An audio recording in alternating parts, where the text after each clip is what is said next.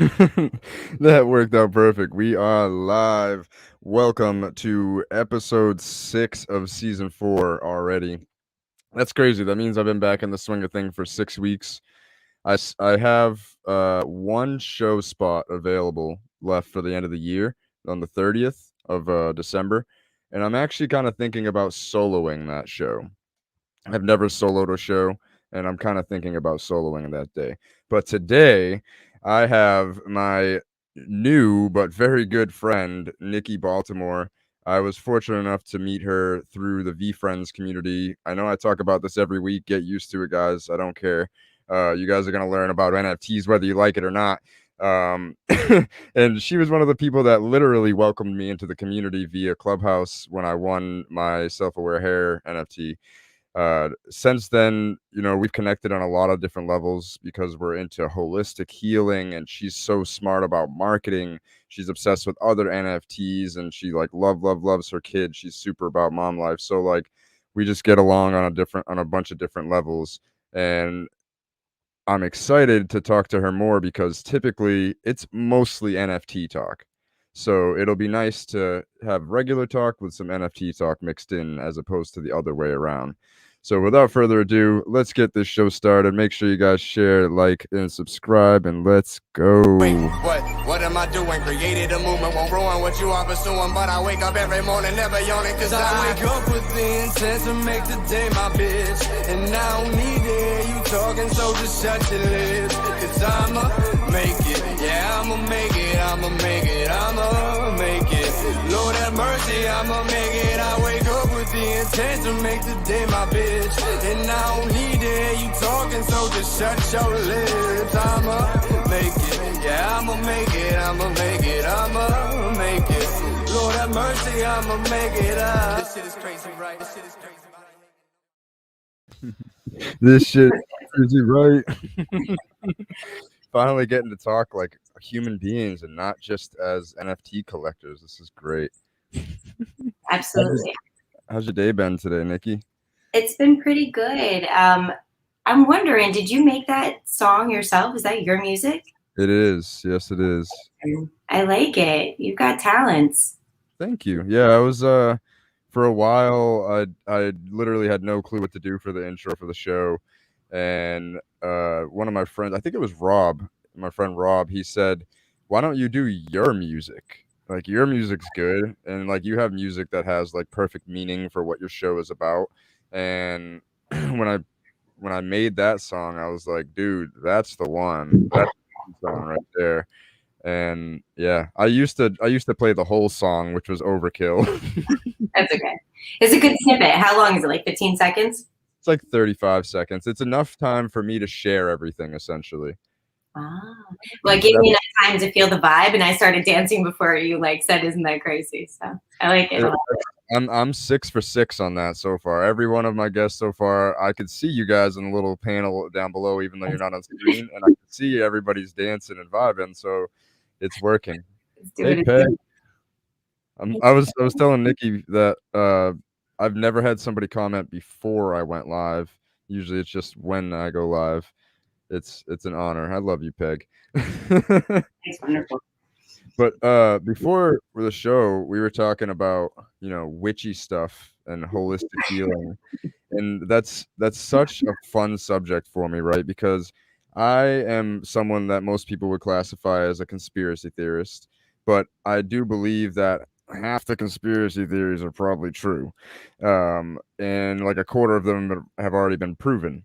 So to me, if I was trying to force what is happening currently with a clear patriarchy, wouldn't I want to take down the strong women? So like the way to do that, You're diving deep.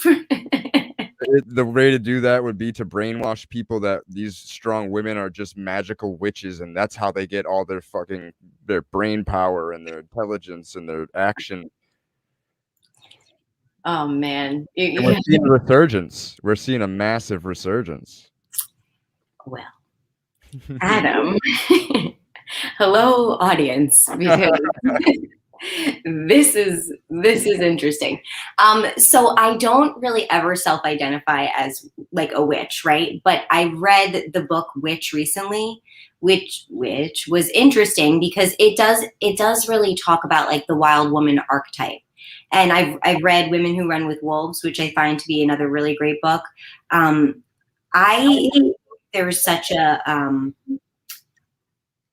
boxing in of our female, right? Like one of the things you asked me how my day was, and I've been sketching a lot more. Like I've really been finding like expression through sketching, and I find that I draw a lot of like erotica, which is interesting. But I find that I draw the female form a lot. Like I'm noticing that the breasts are something that comes up. Sorry if this is not good for Facebook. You might have just got censored out. But it's because of this like dynamic between the female like nurturing and then the female like eroticism, and how that is like so shamed in patriarchy, right? Like we're seen to be served as one or two things. Like in art or in like Playboy, objectification or marketing is fine. Like if you're objectifying the woman through the male gaze, totally cool, because there's dollars attached to it. But the second a woman owns her own body and she's, you know, showing cleavage or she's being sexy, it's considered attention seeking. It's considered shameful. They try to box the woman back in because I think that the female like sexual power is creative power, and they're very, very, very closely connected. If you study like Eastern like philosophies and stuff, like you might know anything about like the chakras, like the Sacral Chakra is known for that. So it's it's a very deep topic that like I love very much.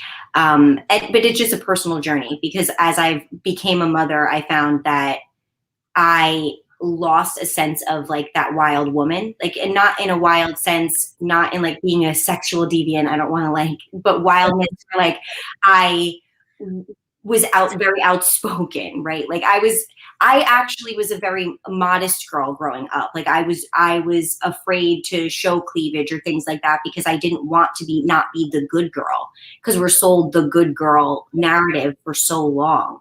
Yeah, one way or the other, right? Yeah, like it's interesting, but like men, like there's this, you know, and I'm not like shaming men for like what they like, right? Like women like sex too. Like that's a normal thing.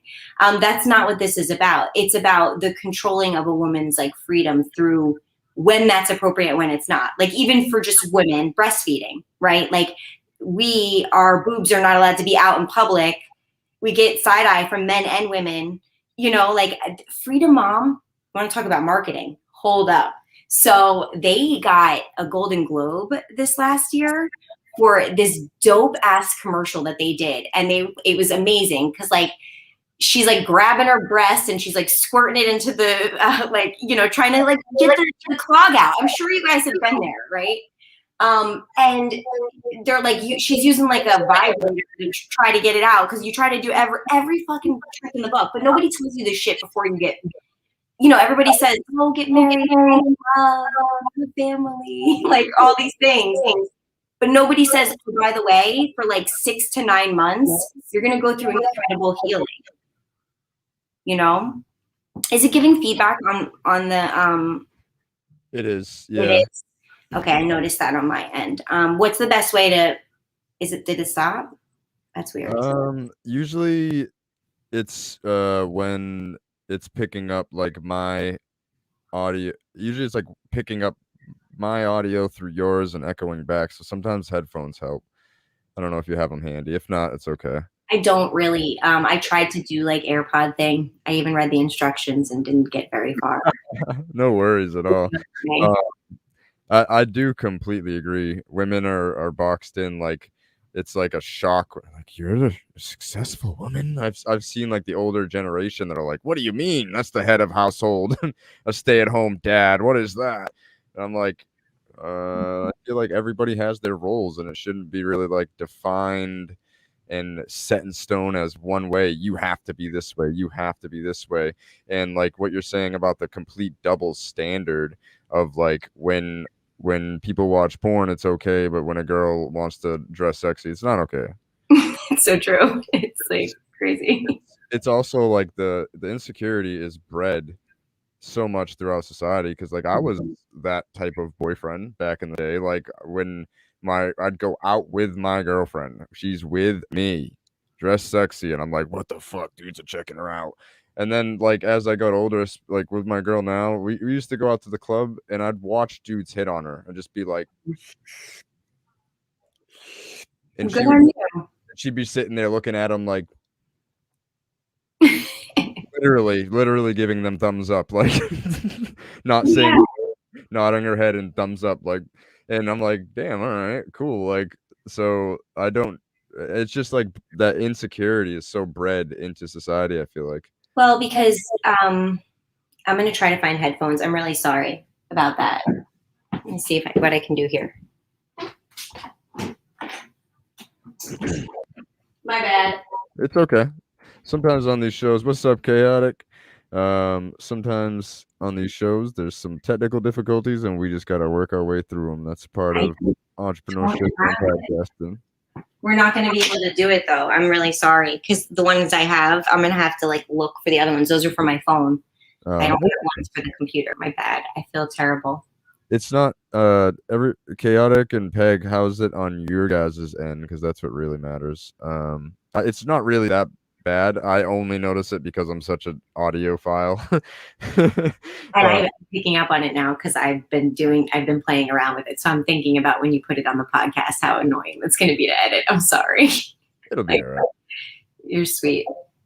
But yeah, just societal pressure and societal norms are just it's annoying. Well, here's the thing. I think when it comes to that stuff, about how you decide to own it, right? Like it really comes down to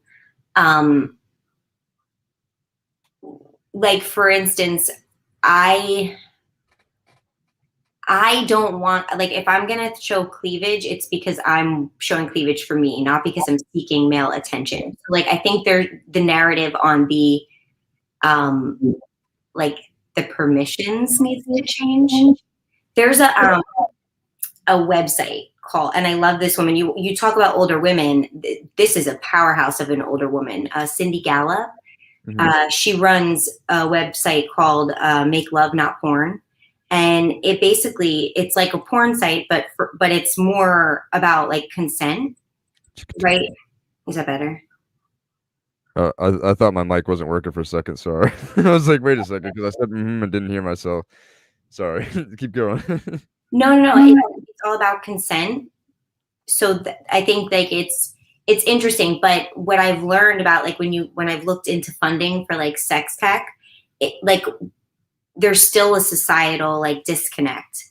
Like it's interesting because like porn will get funded, but like this is not. I feel like from what I've read and stuff of articles that she's put out or different tweets, that like it's been a long time trying to get like the appropriate funding for it, even if it has good like a good intention, I guess you could say, right? So I don't know. That totally went down a different thing, getting away from because you were talking about where it's deeply rooted, and I think that it comes from that because most men watch that. They just do from a young age, and so it's their level of conditioning starts with that, and so their relational understanding of women is through the images that they receive there, and that's still a level of programming. And so I don't have an issue with porn. Like I don't have a problem with it at all, especially if it's like cool with your partner and you guys are like open and honest with each other. Like I think that's fine. I also, believe in like ethical sex work. So like there's like a whole component of that too, that I think I think sex work is work. So like I support people. So I'm very liberal on some shit. Like I totally agree with you though, because like I feel like the dangers of prostitution only come because of the illegality of it. It's similar to drugs, right? Like I feel like and it's not even really a feeling anymore. It's been proven. Like Portugal, they literally legalized all drugs, and their drug addiction went down massively, massively, Wow. because the temptation isn't there, and it's not exciting anymore. You're going to a doctor's office to get shot up with heroin. Like what? Like that's not fun for most people. Well, I have to say, I don't know, and sorry to interrupt you there, but I don't know how, if I have a stance on that. I know that I have a stance on like the legalization of marijuana for both recreational and medicinal, but as far as the other drugs, I think if you legalize marijuana, a lot of the other addictions would go away too, because people would have access to things to help them get off of some of those harder drugs as well. I just, there's so much to that, but yes, I agree with you very much so that there's still, I feel like there's just so many people who have varying opinions. It's really hard to get a gauge on what's what. And even with what you said about Portugal, like I feel like that's probably a hard statistic to even capture, right? Because they're not arresting people for drugs. So like, how can they really even get a snapshot of, people's usage unless they're doing it at the doctor? Like you said, like you facts from the doctor, but isn't that like, don't they have HIPAA regulations or something in Portugal? I don't know. I mean, I think like there's a doctor that goes on Rogan a lot named Dr. Karl Marx, Okay. and he regularly does heroin. Not every day, but once in a while when he needs a pick me up, he does heroin, and he knows it's clean, and he's like, dude. Like, he's like, none of it's not dangerous if you know your limits with it. Just like alcohol can kill you. I'm just like my mind is just like, what is happening right now? Sorry, not to judge. I really, you said that, and I was like, I saw my face, and it's just funny because I try not to judge people because, like, whatever, like to each their own. But that would not be my, I wouldn't choose that. So No, me either. I think the most I would ever do is ayahuasca. I want to do that. I do mushrooms frequently. Um, ayahuasca tea. So one of the first nights I was on Clubhouse, I was in this incredible room. I feel like sometimes, like, just I love Clubhouse because there's magic happens all the time on that app. And this woman came in, and we were talking about ayahuasca, and she was talking about how you get this feeling of love, like towards everybody. And I was like, you don't understand. Like, I don't need ayahuasca to know that. Like when I'm like vibing and I'm feeling good, like I love fucking everybody, and I don't need a drug. It's just the weirdest thing. Like if I'm in a good state, like I can just be such love without ayahuasca. So I was like, I wonder if that could even be more amplified. Like I don't even think I could handle myself because I can barely handle myself when I'm like that, like it's the funniest thing. I don't know. I think we can, my point is, I think we can tap into that state without necessarily having to facilitate it through a tea. Like, I think it's possible to feel that greatness of love and expansiveness without a drug. I think it's within us already. You're 1,000% correct, because our bodies actually create DMT in our bodies. It's a compound that's created in our bodies and pretty easily manipulated, to be honest. I've brought it up a couple times on Clubhouse, but I don't know if I've brought it up to you. Have you ever heard of Wim Hof? Yeah, he does the breathing, right? Yes. So his breathing, it's the purpose of his breathing is to create a natural DMT hit in your brain. Wow. So what happens is you over-oxygenate your lungs and over-oxygenate your blood, and your body doesn't need to breathe anymore. So you can hold your breath for 4 minutes, and your body kind of thinks you're dying. So then you take at the end of it, you're like, and you just push it all the air up like to your head, and all of a sudden, like on the third or fourth, what you do is you take 30 breaths. It's about 30 breaths in. You go. So you breathe all the way in, you feel it in your stomach, and then you just let it go. So you don't breathe out, you just like let it go, and then keep breathing. And you'll notice as you're going through your reps, you're like, damn, my lungs are starting to feel full, like as hell. And it's like the first round, you'll do a minute and a half, and you'll be like, I just held my breath for a minute and a half. And then you'll do it for a second round, and it'll be 2.5 minutes. and then you'll do it for the third round. It'll be 4 minutes, and by the end of the third round, all of a sudden you close your eyes when you do that big breath in at the end, and you could feel your eyes going like REM, and colors like just splashing everywhere. And I remember I came to from that when the first time I made that happen, and I literally was like just in a state of bliss. Like I still was barely breathing. I still was just taking a breath, maybe a minute. Like I wasn't breathing a lot. I didn't need to. And I was doing pull-ups in the middle of it, like not even breathing, just like not struggling, just like up and down, up and down, up and down. I'm like, what the hell is happening? It's like my breath unlocked like this superpower within my body. It was so weird. That's crazy. I've never tried the 4-minute one, but what you're talking about with the breath, when I was taking my yoga certification class, there's I think it's the one that Yogi, oh my God, I can't remember the type of yoga that it is. Dang it. But there's like all these different breathing techniques, and they do it where like they do like the swirl or whatever. But anyway, they're called the bandhas, and you do something where you do that deep breathing, and it's like, it's wild. But a lot of what they do in yoga, they teach you is breath work. Yep. It's like, that's how you get back into like the body and like connect. It's just, I think it's so powerful. I did not understand the power of the breath until I went through that training. And it's going to drive me crazy that I can't think of the type of yoga that it is, but maybe it'll come to me, maybe not. But it was fascinating because I never had taken that much time to focus on my breath. Growing up, my stepdad always used to say like, relax, breathe. And so I correlated those terms very negatively. Mm-hmm. Right. And so like, anytime somebody told me to relax or breathe, I'm like, fuck you. Like I had a very different response. I've been working on that for a couple of years. But it's amazing when you can let your guard down and actually like, and breathe into a moment, or like even, take time to sit and work with your breath. I like to do like the opposite nostril breathing. Have you ever tried that? Yep. It's awesome. Like that helps get both sides of your brain like going, which is great if you're creative and analytical and all that stuff. It's super difficult for me because the left side of my nose is just collapsed in. I got my nose kicked in when I was like 16, and I'm supposed to be going to a doctor's appointment tomorrow to finally get it looked at and maybe fixed and like be able to breathe again. And they call me and they're like, it's still saying your primary care is this doctor.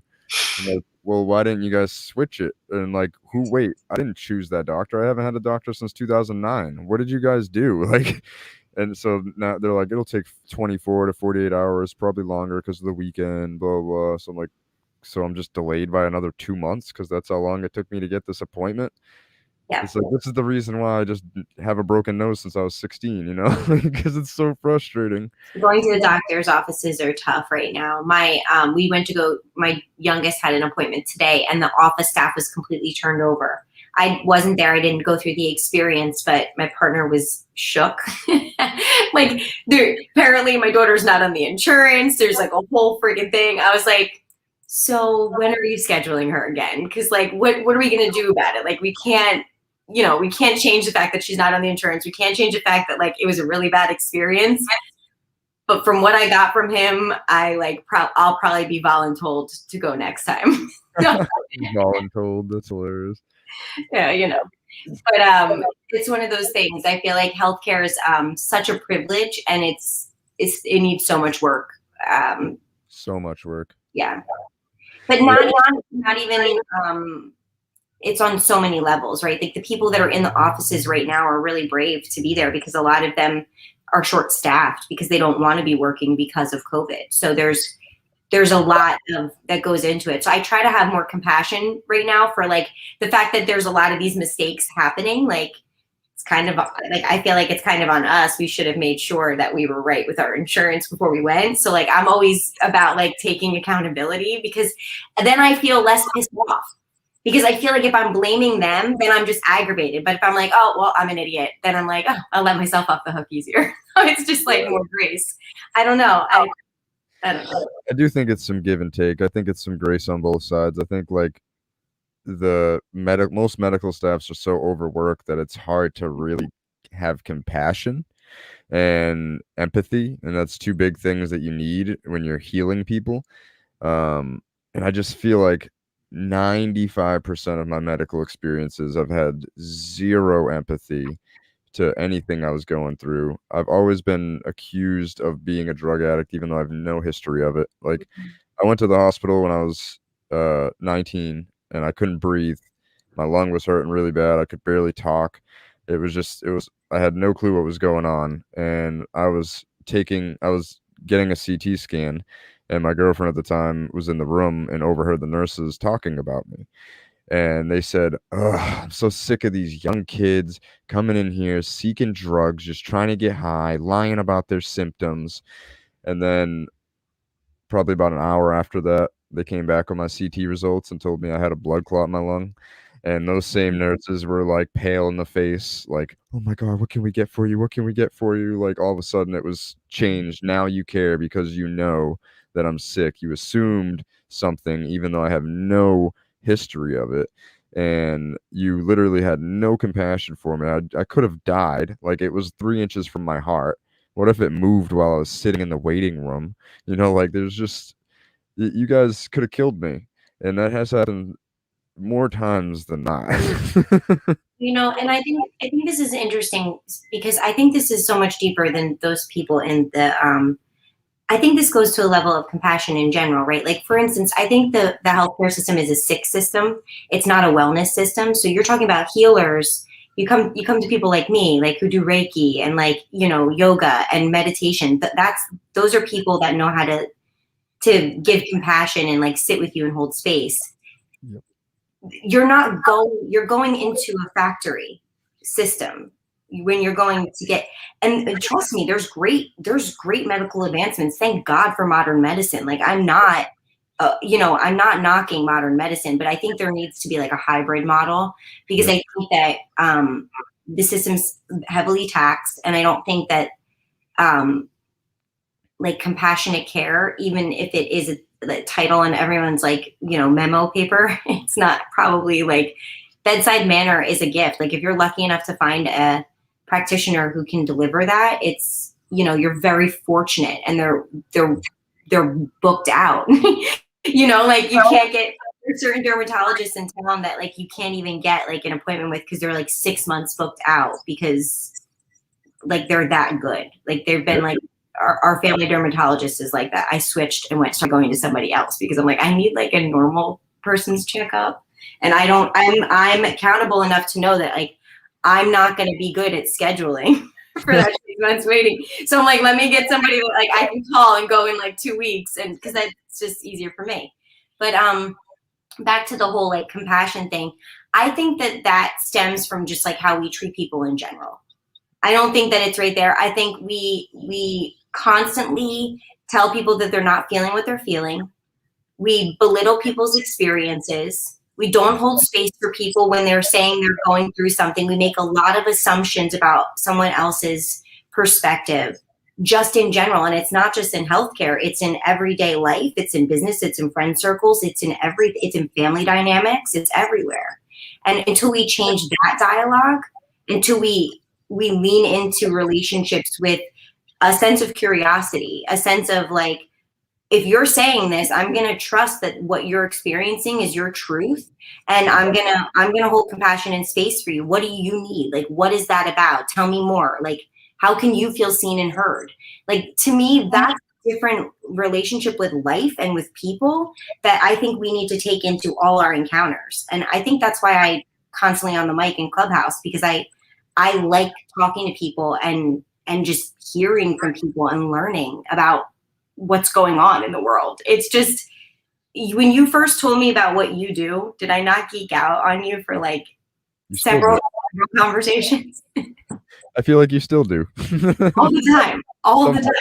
I was even thinking about it today. I was like, I have to have him tell me how he does the carbon sequestering thing so I can actually get the verbiage right when I talk about you, because that's one of the coolest things that I connect to what you do, right? Because I love the earth so much, and I'm like, what he's doing is potentially like that major. like from a Earth's healing standpoint. And so that goes back to like just my love for everything, just in general. It's funny because I was just on the phone with another like undergrad student, like from some prestigious university in Western Mass, and then some other dude who has like some kind of crazy degree, and he's making hemp batteries and like hemp power packs. Yeah. So he was Power packs for yeah, like your phone. for like to power your house. He said it could survive like 3 weeks in a blackout. Yes. Hemp is incredible. Yes. Industrial hemp is like insanely amazing. It really is. I never even thought about batteries, and this is the first conversation with somebody that I've had about materials where they just said, "I'd like to pay you for some. Like right now, I'd like to pay you for some so I can test it out, make sure it works, and then we can go from there." And they're asking me questions like, "Well, what would you need to scale up from 1 acre to 25?" I'm like, "Well, I need a tractor, I need the attachments because then I won't need to hire a whole team of people. It'll keep our costs down while we're in the research phase." And they're just like, "Hmm, what else?" And I'm just like, "Well, you know, I could literally have 25 acres next year because the farmer I rent land from is retiring from animal farming next year, and he's got about 25 cleared acres of land that's been had cows and chickens and goats and horses and pigs and turkeys and ducks, and he has literally everything at his farm, living there wild and what he's keeping for meat. Unfortunately, sometimes it's unfortunate, it makes me sad, but if we could offer him a little bit of money, he might just rent out that whole 25 acres to us and let us do our thing if we can make a compelling offer for him.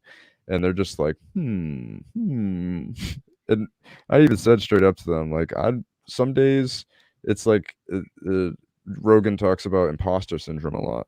And that's what it feels like. It's like, how is me, three-time college dropout Adam Souza, talking to these prestigious people who are going to like prestigious universities, have these like crazy positions in the world. Like that dude, I could just tell from our conversation that dude had money and he was willing to shell it out for the people that were doing the right things. Like he wanted to source from somebody who's growing organic, sustainable, regenerative farming practices. And I'm like, he's like, well, tell me about your farming practices. And I'm breaking it down. He's like, wow, that like is exactly what we're looking for. I was like, Awesome. yeah. I'm glad that you came across him for sure. But I have to tell you, don't sell yourself short because you speak about this stuff very intelligently. You have a really depth of knowledge on the plant, what the plant does from a chemistry standpoint. You really understand the farming practices. Like, listen, when I went to college, I double majored. Okay, everybody's just drinking beer and like cramming tests. Like it's not that serious. It's just not. And I'm not knocking people who go to like for their masters and stuff like that or their doctorate because there's like a lot of the deeper work that has to get done. But like it's just I feel like there are these barriers that make people think that they're like not as good or less than because of somebody else or because somebody else has money. Like it's not even the case. Like all those reasons why you thought he was awesome, I don't think those are good reasons. I think the reasons why I think you're awesome, those are good reasons. You know, it's from the heart. You have really great knowledge. Like you're passionate about it. Like none of that other stuff matters. They're all just like badges. You know, it's not. That's what was cool about him and the undergrad student was that he was very humble and very much on board with we're trying to help the planet. Like that's the main mission. Yes. Obviously he knows that he's got a $1 billion idea on his hands, and if he can do it right and license it out to like Duracell and all those kind of companies, it's kind of like my idea with hemp condoms. That's my idea. That's my $1 billion idea. Because it's gross to think about, but I'm pretty sure No, it's not gross to think about at all. I'm sorry to interrupt you. Go ahead. No, what's gross to think about is that probably every condom in human history is still in the dirt. Oh, that's so gross. It's plastic. It doesn't break down. No. So if it's hemp, you put it in the ground, and in 90 days, it doesn't really exist anymore. Yeah. It's not gross because it's a condom. It's gross because it's plastic, right? It's the same thing with baby diapers. Like, you think about all that stuff, it's just as bad. No, it's interesting that you say that, because I listened to a podcast called Sex with Emily, and she was talking to somebody who takes like CBD oil and uses it for like lubricant, and it's like infused with like different whatever, but it's supposed to enhance the whole experience, the intimate experience. And I'm like, hey, that's a seller, because sex sells. So there you go. That's why. Yeah, well, it's because scientifically, it's like it's reducing inflammation. You know, so it's relaxing. So that's why it works in that sense, and it's kind of hitting your bloodstream like that when you do it vaginally. I mean, there's so many ways that you can use the plant, right? Like, it's just interesting how many different ways hemp can be beneficial, right? Like, if you're gonna do hemp farming, if you can use the product in its entirety, right? Like, isn't that the best way to Cool. Right? Like, that's the whole point. Yeah. Right? It's like you do stuff while it's growing, and then amazing things after it's done. Yeah, I just think that, I don't know, I love that. One of the products I really like that come out of that is the hempcrete, which I thought was I told you, I sent you the video. I'm like, dude, you don't understand. I had a random thought one day and decided to record myself on Instagram. I was eating a salad and just fucking talking to the screen. Ooh, I'm F-bombing. Sorry, Facebook. They just kicked us off. So basically, I was talking about how I took this class in college because I've just always been fascinated by humans, and it was gerontology, and we learned about like centennials and like how people live past 100, and how like as people are aging, they need to have like homes that are conducive to their aging because they may not have caretakers. And so I was learning about all this smart technology, and it's just like, I feel like I don't know. I was thinking about how if I was going to build a house ever again, how I would want it to be really sustainable and really smart. And one of the things that I came up in that conversation was I randomly started talking about hempcrete, which happened to be something I'd seen on Instagram from like 2-3 years prior. Like, it was so random. But I remember when I saw it thinking like, this is an answer. Like, it really is an answer, because like, you know, I bring up the U.S. Building Council, like the U.S. Green Building Council.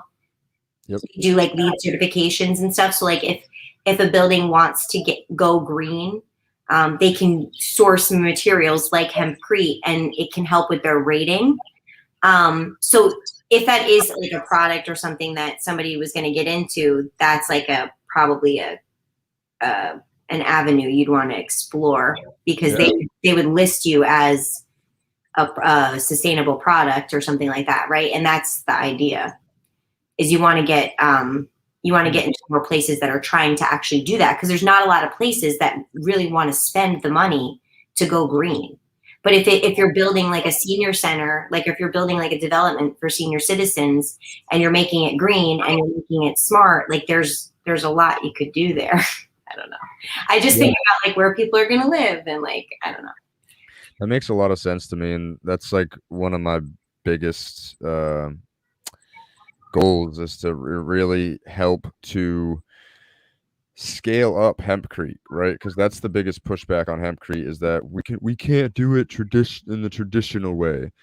Is that true, or have we just not figured out how to do it in the traditional way? And you know, in the traditional way, they mean in the big hoppers, where they can make truckfuls of the cement, and it's cost effective for them, and they could build houses with it, like, you know, in one batch, instead of making 10 batches to build the foundation. You know what I mean?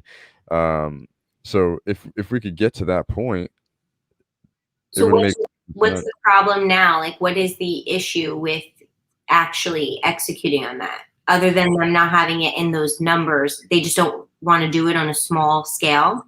Exactly. Because you basically gotta like mix it in like 55-gallon drums. It's not very big, and it's a pain in the ass. And it's right now the process for hempcrete is that um, it's just a pain in the ass to do at scale. Nobody has figured it out yet, and when somebody figures it out, you have a friend who likes to figure shit out, so we should talk more. I really like that. We should talk more. I'm so you don't understand. Like, I'm so drawn to this thing. It keeps coming up, so I feel like, I don't know.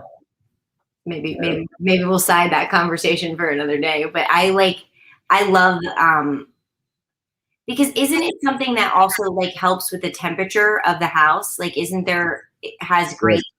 It's thermoregulating. That's the term for it. So in the summer, it keeps it cooler. In the winter, it keeps it warmer because it's breathing. So the humidity isn't getting stuck in the basement. It's breathing out and breathing in. It's literally like an environment. And it's also pest resistant.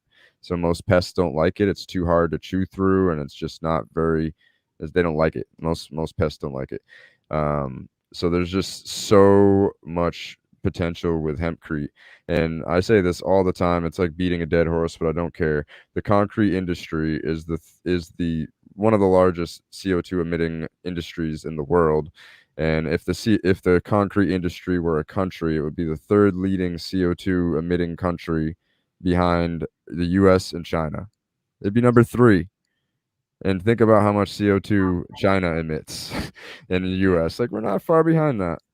And hempcrete is the exact opposite. They say that a 1 meter squared wall of concrete puts out 300 kilograms of CO2 per year. On the flip side, that same meter square wall, but hempcrete pulls 100 kilograms of CO2 per year.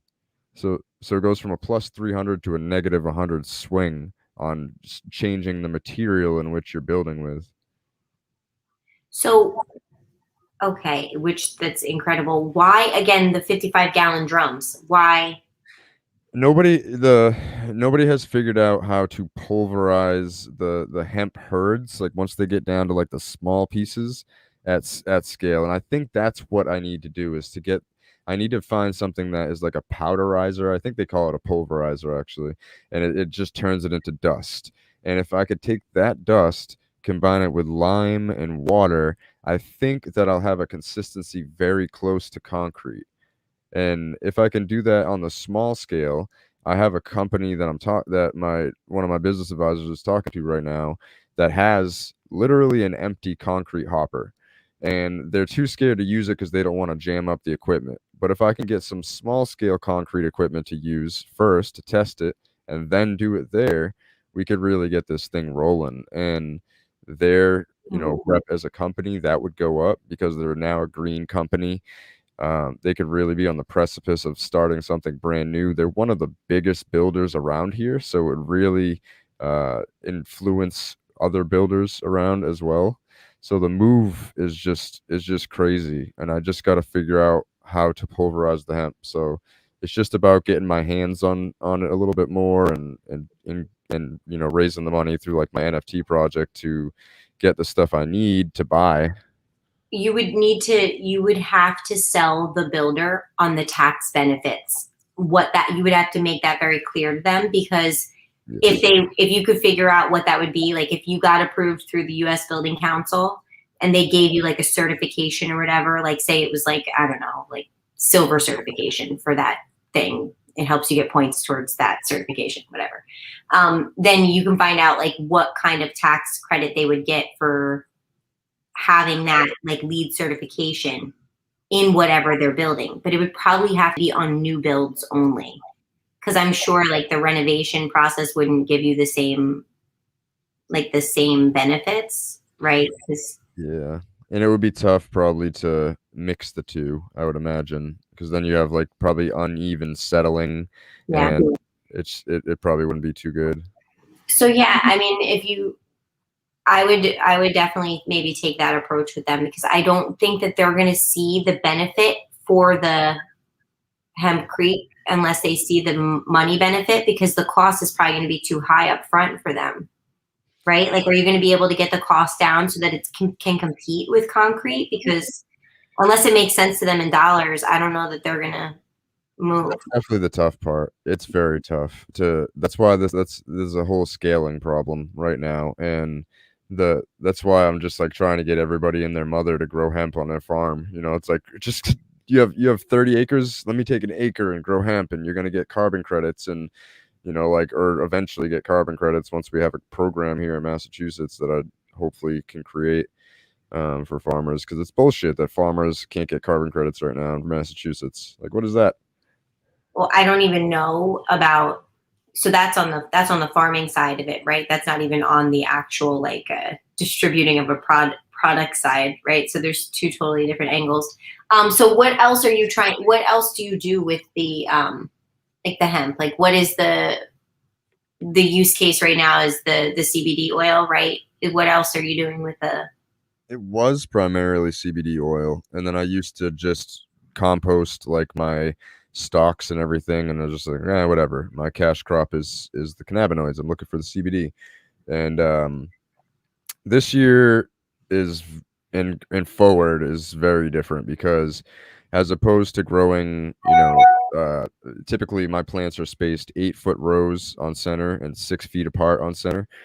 I'm going to be planting inches apart on every plant. I'm going to be planting as tight as possible to get the biggest canopy I can possible, while also leaving some weed ground cover. So the natural weeds that grow in the area, you leave the ground cover because it helps with moisture retention. You don't really have to water, and it helps with sequestering the carbon. If you don't have bare soil lets out carbon. The plants keep it in.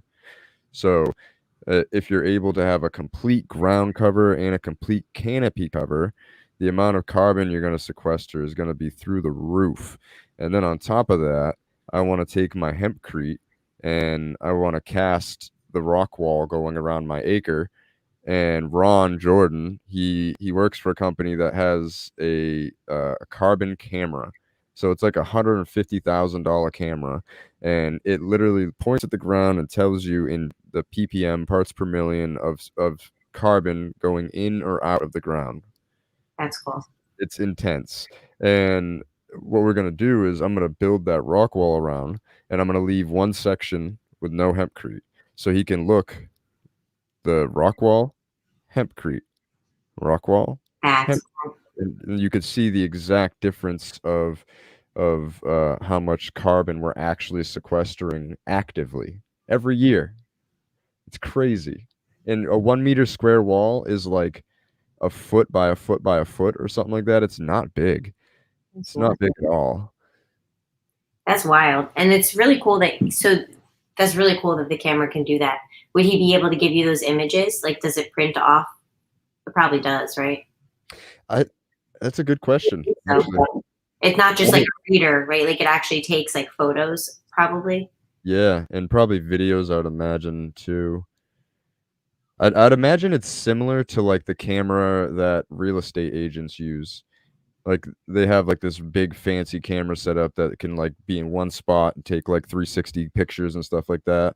And I think it'll be something similar to that, just built to detect carbon instead. Very cool. Yeah, it's fascinating to me. I didn't even think that was a possibility. Like, when he told me that, it was like one of the driving forces actually behind me actually going for this, because I'm like, oh, I can prove this. Like, this isn't anecdotal Right. at all. I can prove this. Well, and if you show people images, like if you're able to bring those pictures along with a good narrative, like to them about like, hey, this does XYZ and saves you money, and look, like then they're like, oh, we'll try it. I don't know. Like, I hope you can figure it all out. What's gonna be fun for me is like this year we got started late because like I didn't think I was gonna get started. And then the NFT project happened, and all of a sudden I had enough money, and I was like, okay, do I grow this year? Like, it's way too late. It's mid-August. We don't grow in mid-August. And I was just like, fuck it, I'm going for it. And I planted 30,000 seeds, and only a couple hundred really popped up. And I'm just like, okay, brain, what's going on here? And I was just like, did the seeds go dormant? Maybe. Like, I know, like, typically with like cannabis plants, the male plant pops up first and it gets bigger first. Like, I remember we'd grow seeds, we'd grow regular seeds, and this is when we were just looking for the females because we were growing for cannabinoids. Um, we would I remember we named all of our plants. We had like 150 plants. We were just like on the name tags, we would just come up with names on them.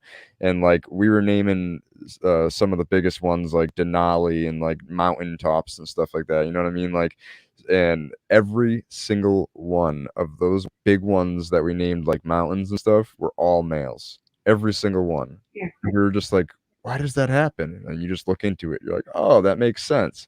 So I was thinking that, you know, I had my female seeds, or the ones that were going to most likely be female, were like, I don't know, man. That math isn't adding up. You know, like I don't know if I'm going to finish growing in time. I can't do that in that short window. Like I'm going to wait for next year. It'll be fine.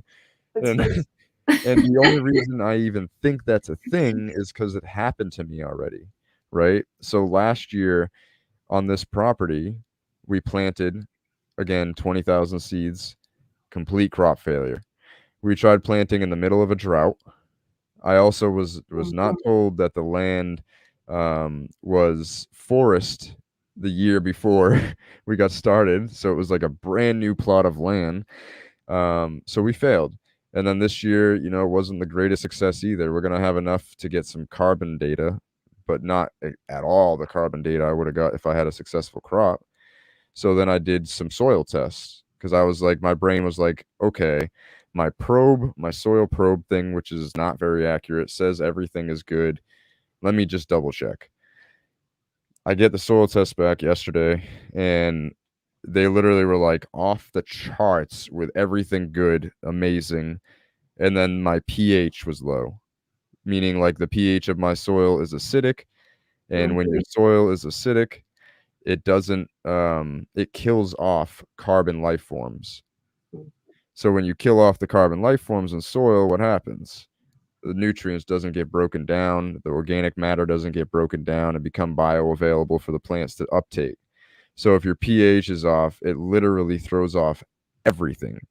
pH is so easy, unbelievably easy to fix. Like it's like a 1 to 2 treatment type of thing. And the treatment is like taking one of those grass seed spreaders and spreading these little pellets that are made of what the hell, lime.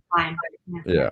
So it's literally the easiest thing in the world. And as soon as that kicks in, everything is going to start popping. And I'm a little bit worried. I hope that everything doesn't pop up in like beginning of November and then like, oh my God, this is great. But it's kind of a cheat because this is the unlock to sequester more carbon, because carbon can't survive in my soil right now. Right? So the carbon levels are at the lowest they possibly could have been at the time of that test. So no matter what I do, it's going to look drastic. So if I planted a cover crop and I'm doing this pH thing, and between those two things, it's going to look drastic. What's the cover crop you chose? I chose winter rye. It was the easiest to manage. No management. You just plant it. And then, do you do anything with that crop? Like, do you sell the crop off or do anything with it? I was just gonna chop it down and let the ground take it, and that would be like my nutrients for the whole year is how I'm thinking. So if I chop it down and leave it, that's all gonna break down and be nitrogen. Next year, because nitrogen, especially in the beginning of a plant's life cycle, is super, super, super, super important. And legumes, beans, are amazing at putting nitrogen in the soil.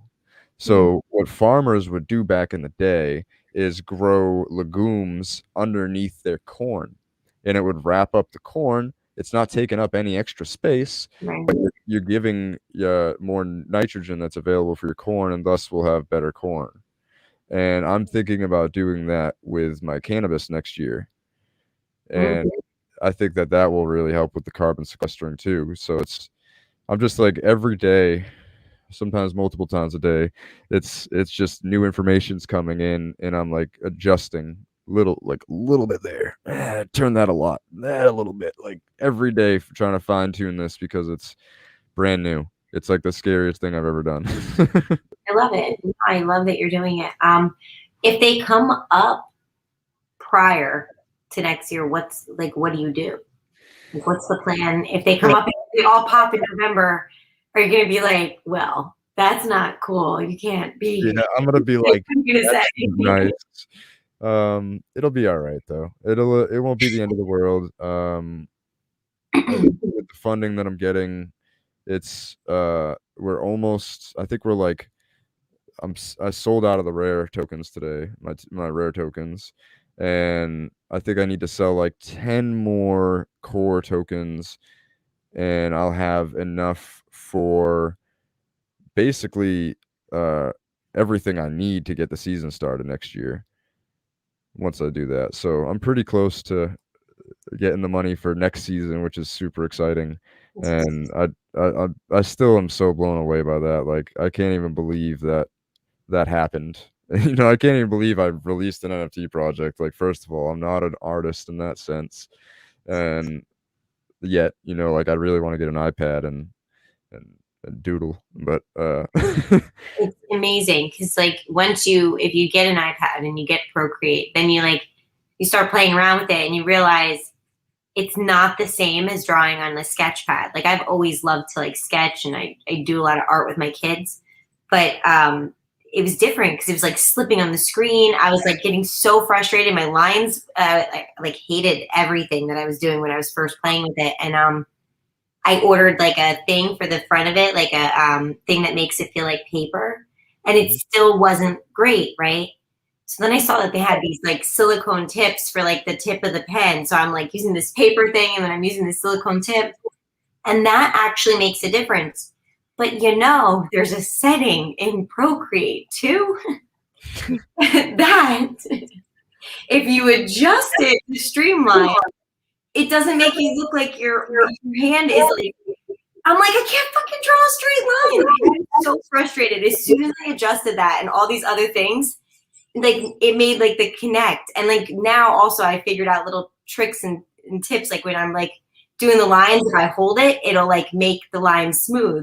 And I'm like, this is like, and then you can adjust it a little bit more.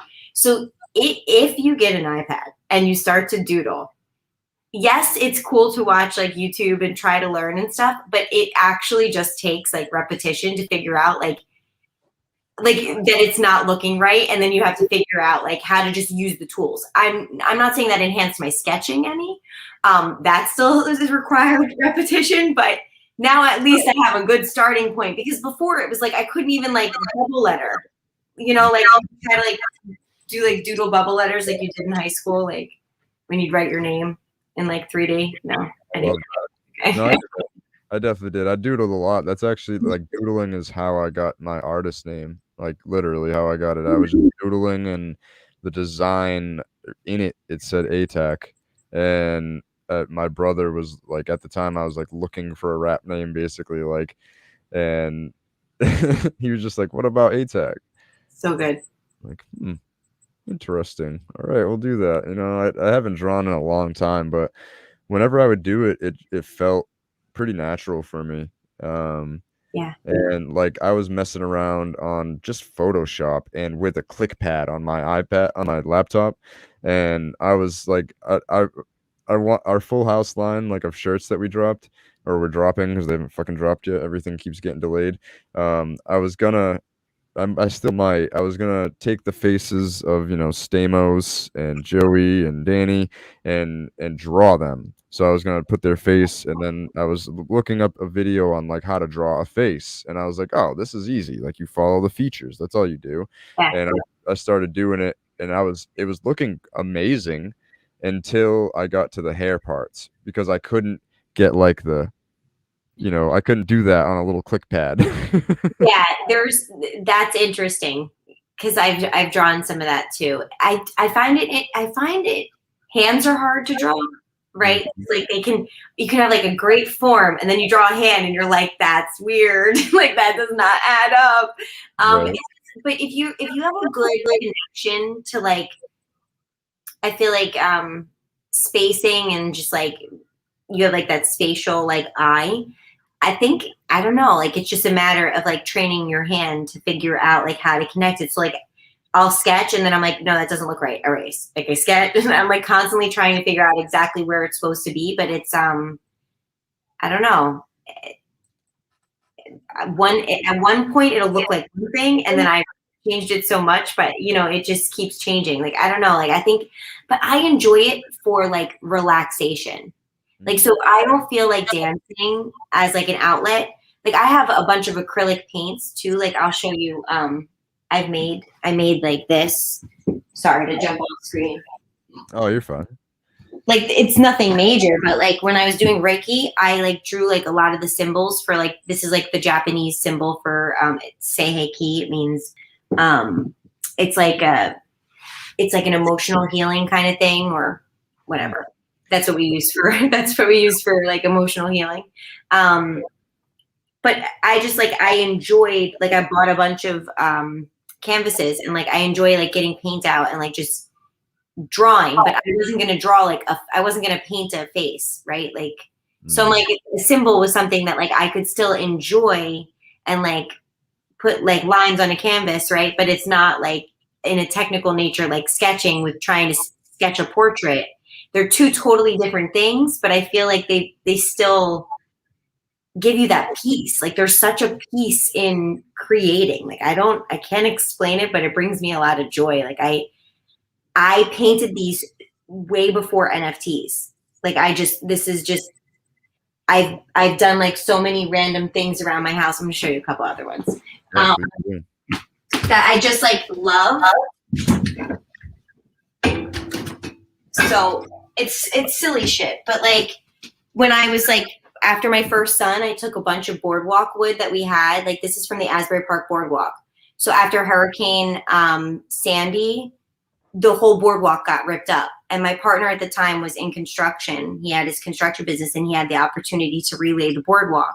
So we got a ton of the wood. And like after my first son was born, I had him bring home a ton of the wood and I just made like random, I just was bored and I wanted to paint and like make crafts. And so like, this is what I did. I wrote like random words on boardwalk wood and I don't know. I just really had a lot of fun doing it. And then this was the other thing. This is like another just Japanese symbol, but like those were the things I was doing.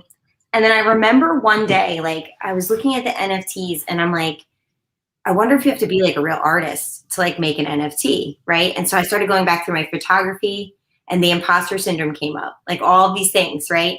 I love creating, but then creating to try to sell it feels like super awkward. Like it doesn't feel like, I don't know, like there's like a disconnect for me, which kind of sucks because it would be great if I could connect that, right? Well, it's because you're like putting out your feelings to the whole world and your art is an expression of you. And no matter how much people pretend like it doesn't matter as artists, when opinions are bad of the art you created, when you put everything into it, it's like, ugh, that hurt. Like that sucks. Well, you know, it's not even, I don't even know if it's their opinions, right? I think it's more like a vulnerability of sharing a side of you, not so much that like, because art is so subjective, right? Like I can be looking at a piece of art and somebody will say something bad about it, but I will see depth in it because I have an artist's eye, an artist's heart. Like it's just, I just see things with rose-colored glasses. It's just me. I don't know. That's not what it's about. Like I don't create for that reason. So I feel like it's been hard to try to figure out. Like I've wanted to do an NFT, but it's been really hard to figure out exactly what I want to do, right? Like because you think about like if you're gonna just approach it as like a one of one, as just regular art. Like there's people taking images like that and like putting them up and like, but they're like artists. They're like established artists, right? And that's where I feel like this is that whole thing about like when you're talking about the college guy, like that's how I feel about like somebody who's been in like galleries or who's been like, I have that same level of like admiration, right, for their work. So I feel like that's very human and natural, and it's probably good to be humble, right? And to like not, you know, I don't know, but I love creating so much. And so I think if you get an iPad, definitely get Procreate, because I've definitely transferred this like thing that was a hobby into something that I've been like, well, what if? Like, what if I could do something with this? Like, what if I could work on sketching? Because I've always doodled with my kids. I've always like gotten books on how to draw a horse, how to draw a dinosaur, and like we sketch it out or whatever. I just, like I said, I enjoy it. It brings me a lot of peace. But it is different going to an iPad. It's a learning curve. But so are NFTs. So the more the merrier. Everything is a learning curve, it seems. I know. I can get used to it. I feel like everything you're saying is inherently empathetic. That's how it feels to me. Is like a lot of the things you're saying about like imposter syndrome. I think about the type of people that have it, and it's mostly people with a lot of that are, they're empaths or have a lot of empathy. And sometimes it's like I can't explain it. Human nature is very weird, right? Like even Reiki. You've mentioned it, I think, twice now. And first of all, Reiki's life changing. I've done it a couple times. My girl's aunt is level 4 Reiki, and what's that? The Reiki master level. Yeah. Oh yeah. And I remember the first time we did it, she was like, I feel like this is so weird. I'm like, what? She's like, I've never felt this before. I'm like, what? She's like, it feels like there's two people inside of you. It's like they're fighting with each other, and like they're like fighting against each other, and constant battling thoughts. And I'm like, seems right. Yep. And then, like that was probably the only thing I really remember from that first time. The second time, though, I don't know if she took it as like was taking it easy on me the first time, probably, or if she just wanted to prove a point because I was being very stubborn the first time about letting her actually get in. I was doing very good at blocking it to the point where the second time she's like, you're definitely like one of the best people I've ever had that try to block their energy from me. And then like 2 minutes after that, she was like, I felt like her fingers in my brain, and she was like pulling out memories, and like I just like was weeping, crying, not making any noise, just like tears streaming down my face, just streaming. And I'm just like, I literally was like, in my head, I said to her, "You fucking bitch," like in a playful way, like I was like completely. No, And I'm like, because she knew what she did. She was pretty much done after that. It Before she was done though, she did the sound bowl, and she had me like go face down, and I'm just like sitting down there, and she hits the bowl, and then she's like whirling it around, and it feels like my blood is hearing it. Like that's the only way I could describe it. It's like my insides of my body could hear this sound, and then all of a sudden she's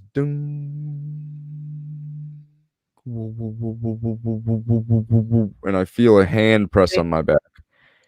And I'm thinking in my head, I'm like, how is she spinning the sound bowl, or more like this, sorry, and touching my back at the same time? it wasn't her. Yeah, when we were done, I was like, Lexi, I know. you touch my back? She's like, nope. Like, huh. Yeah.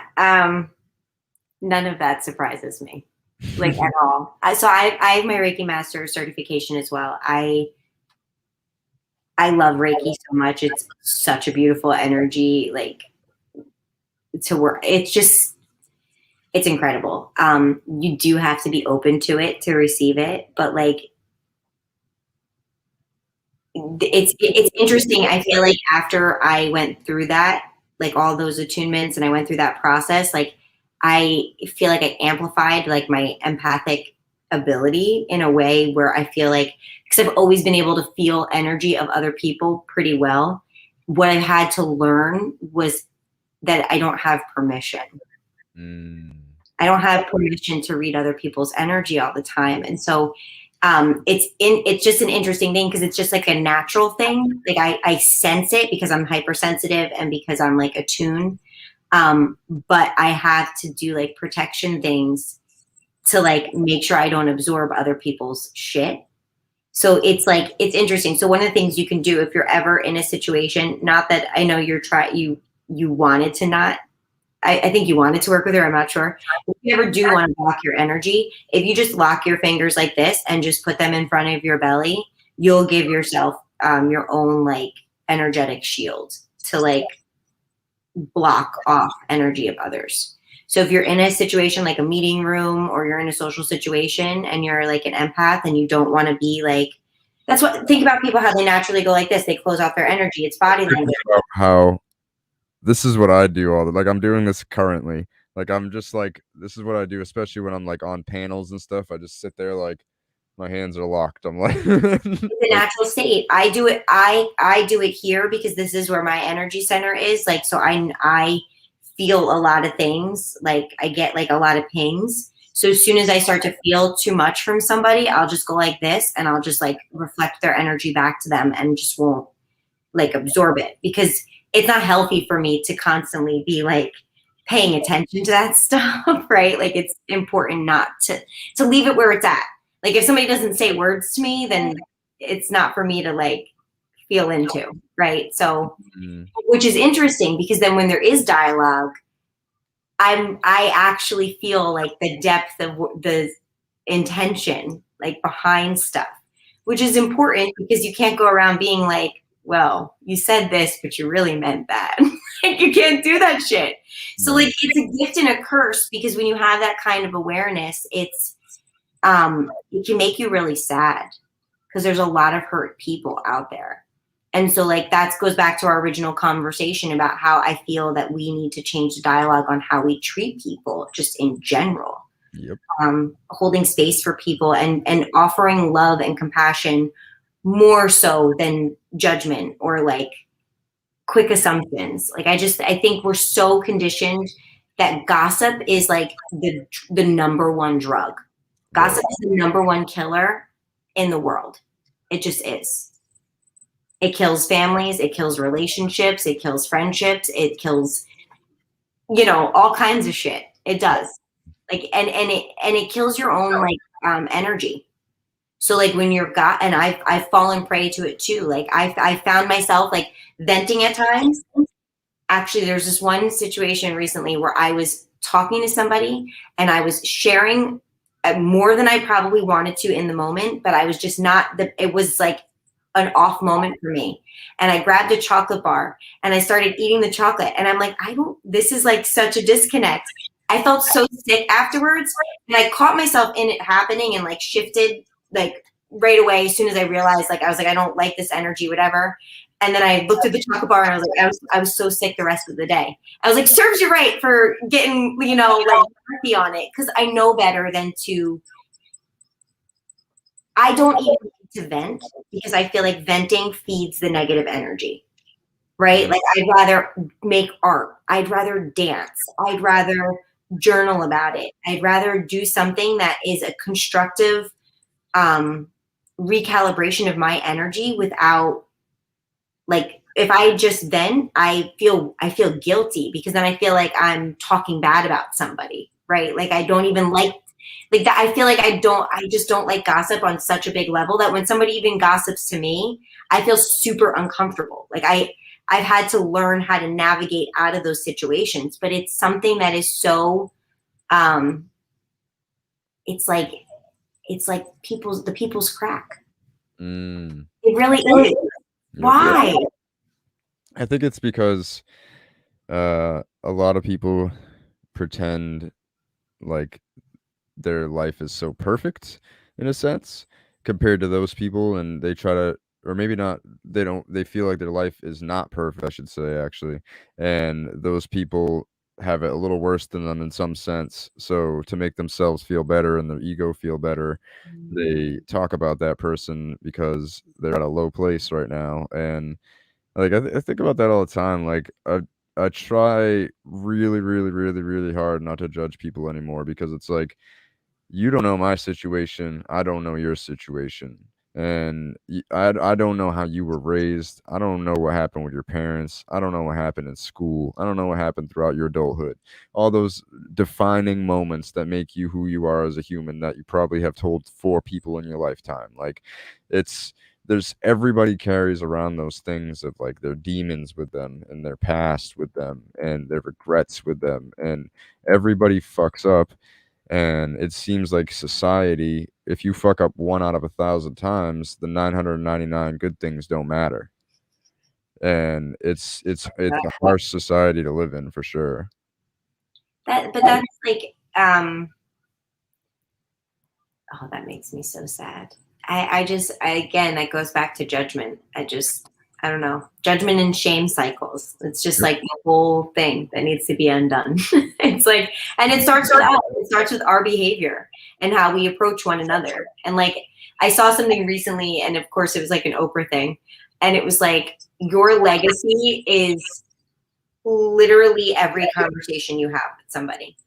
Mm. And I was like, yeah, I fucking love my legacy because I'm good with it. Like, I try to leave people better than they found me. Like, I don't ever want to like drop shit on people, like, and, you know, be negative with people. I'm a Jersey girl, so you might catch an attitude from me from time to time. Okay, I'm not gonna lie.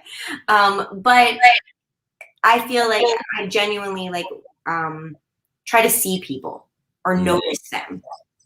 You know, like it's actually like, I don't even know if it's a goal of mine, but it's something that I find that like I genuinely do when I connect with people like one-on-one. You know, like I just like people. Like, I don't know, it's a strange thing. I don't ever go in thinking like I'm not going to gossip or anything, but I just never find that those are the topics that I bring up. Like, I don't ever talk. It's never about other people. It's always like, what are you doing or what's going on? You know what I mean? Like about the hempcrete, like whatever it is. Like, it's always about substance. Yeah, I'd much rather talk about ideas than people any day. And unless the ideas involve people that are helping me with the idea, like that's when you talk about people. Well, but that's what I'm saying though. Like, I think Gary's book about the 12 and a half will be interesting because I think there's going to be a lot of dudes that read it. And so I want to see what the male reaction is to whatever he's saying in that book. And I'm also curious on how he kind of gets from like point A to point, B or C or whatever it is. Cause like, just to tell somebody to feel these things, there's like, we've just touched on 1,000 different reasons why people would need to unpack shit before they can even get to that place. So as much as like, I would love for that to be like the ingredient list that everybody like takes with them, like every time they like leave the house or whatever. I don't know that you would take ingredients with you out of the house, but that was bad. But my point is that I love those attributes. I love those features about like people. Like, we were going over the list with the crew from the clubhouse, and it's just, I don't know, kindness, optimism. Like, those are a lot of the things that I feel like I try to like live my life by. So it'll be interesting to see it in black and white. It is the VeeFam is a wild thing that I could have never predicted to happen out of the VeeFriends drop. But it's crazy how much a group of people that you either haven't met or like we met for a couple hours, barely got to talk. And I had a really dark day the other day, and I put up a post, and I tried to make it really generalized, but I guess I didn't do a good job because a bunch of people reached out to me like, "Are you all right? Are you all right?" And I'm like, "What?" Like Droshik, Jeremy, like all these people that are reaching out to me, like Amanda DeGuardia, like all of them are like reaching out, like, "I'm here for you. Call me. Please let me know." Like, I'm like, "What? That doesn't happen. That's not people don't do that in my life." And it was crazy, like, to see that. And like now I just want to spread that into my real life to people. and try to. Like I've been secretly in a dark place for over a year now. I've been going through some darkness because of just the sheer amount of stuff that just keeps happening. It's like we're on cloud nine. We're making like 20 to 30,000 dollars a month in sales, and we're making so much profit that we paid off like a quarter of our $30,000 investment in a month, and like we're just killing it, and then boom, shutdown. Go from like 20 to 30,000 a month to like 3 to 4,000 a month, and it never built back up. And then in the middle of that, me and my partner, we have a huge disagreement, and he basically abandons the company. And I'm trying to still be a leader for all of our employees and everything, and not let them in on what's going on. But major changes are about to happen to their life that they don't know about, and to like for me to go through that whole process, I had to ignore myself because myself wasn't the concern for me. It was like I needed to take care of my team, and then I needed to make sure like my family was good, and that's it.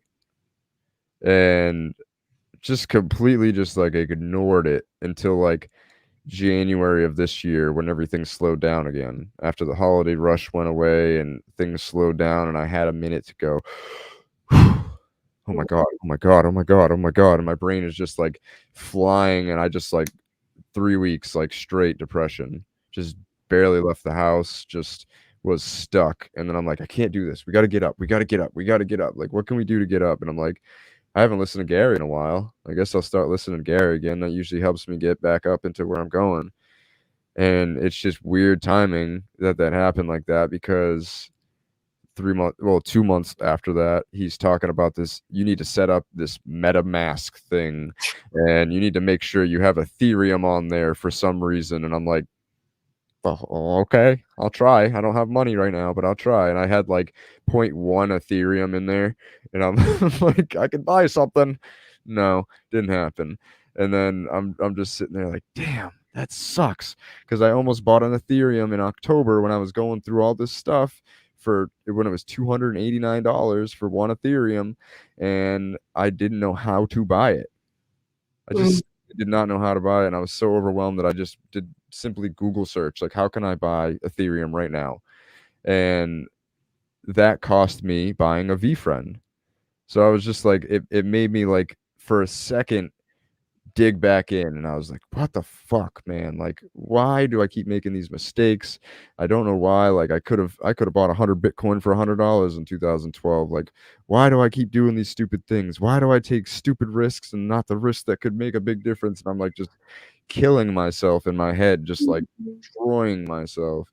And then I, instead of like feeling bad for myself after that, and in order to get out of that, I started just being like, I'm gonna help in the Discord, because I realized pretty quickly I wasn't gonna get one. Like when he started talking about 0.5 to 1 being the floor, I was like, oh, there's no way. I can't afford that. There's no way.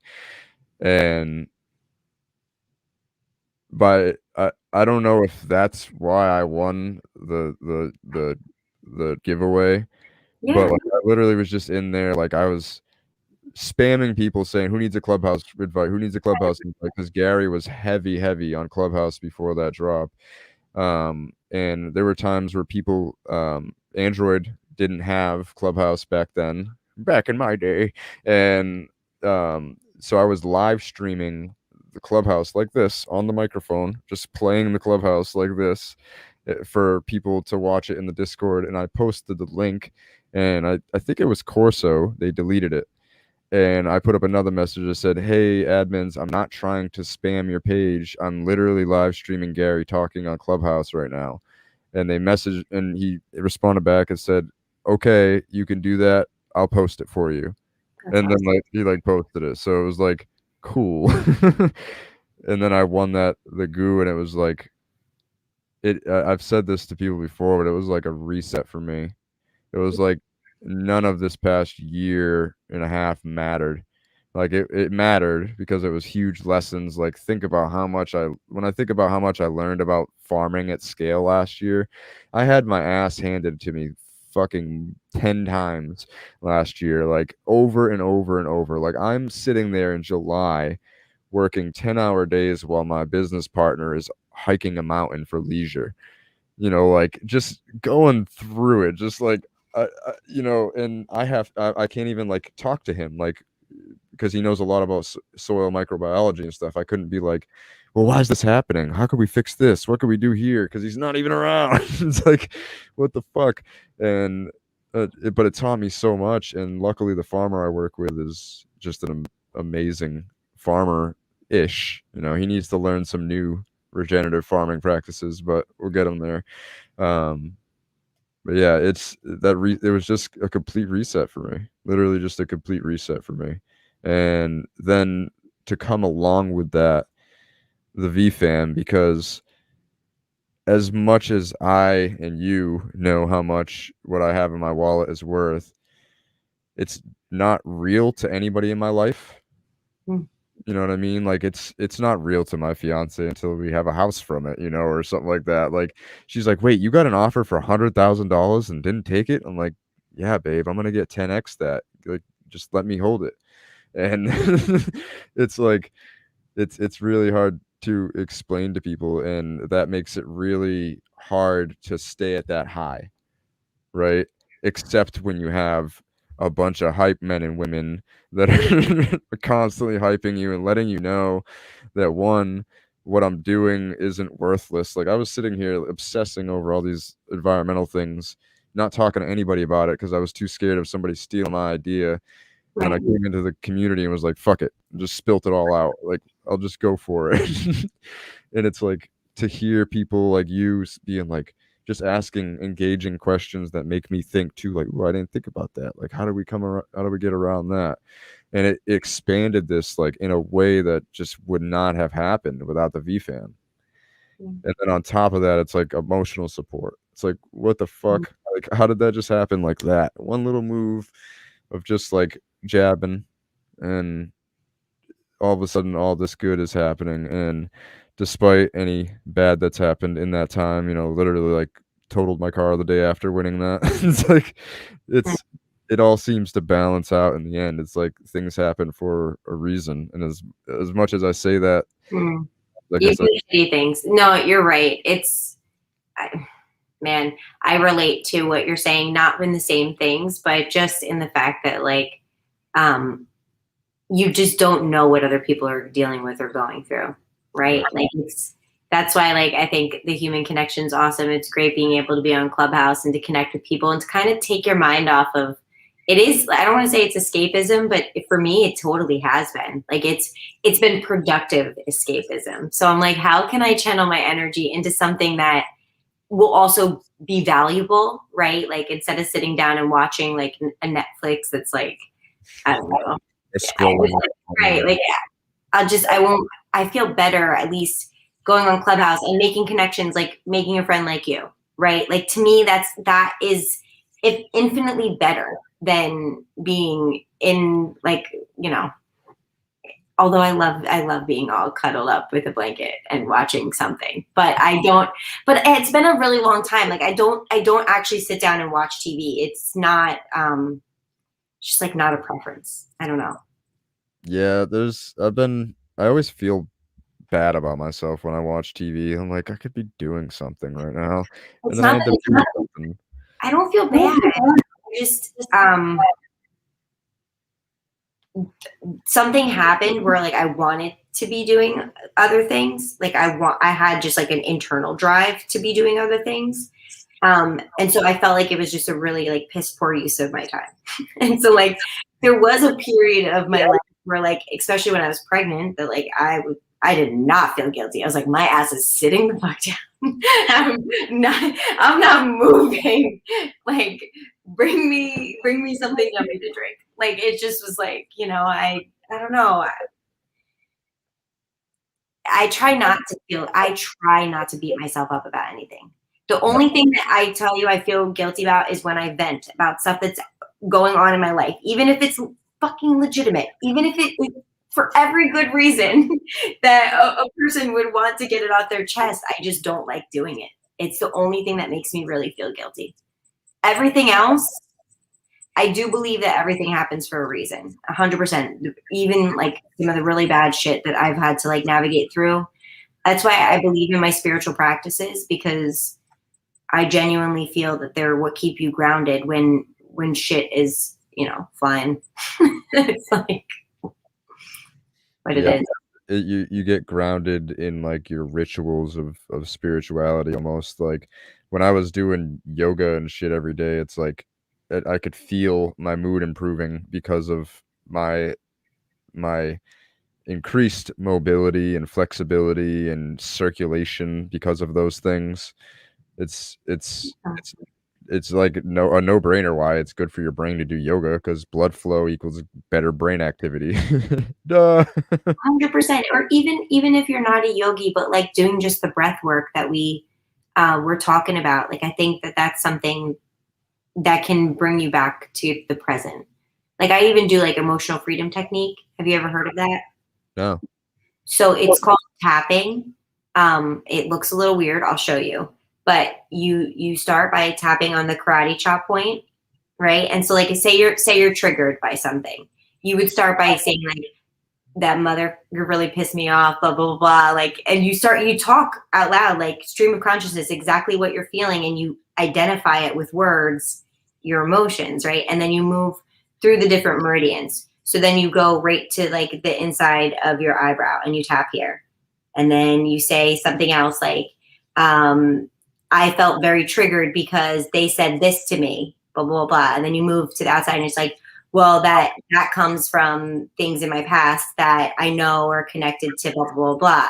And even though and now you move below your eye, even though I know it's connected to that, I'm still really angry about it. And I need to communicate better on this being a boundary that I don't want crossed, you know? So like now you're causing solutions, right? So then you go here and you're like, but I'm still really fucking pissed because I've said it before. And I shouldn't have to repeat myself if they know exactly how I feel, right?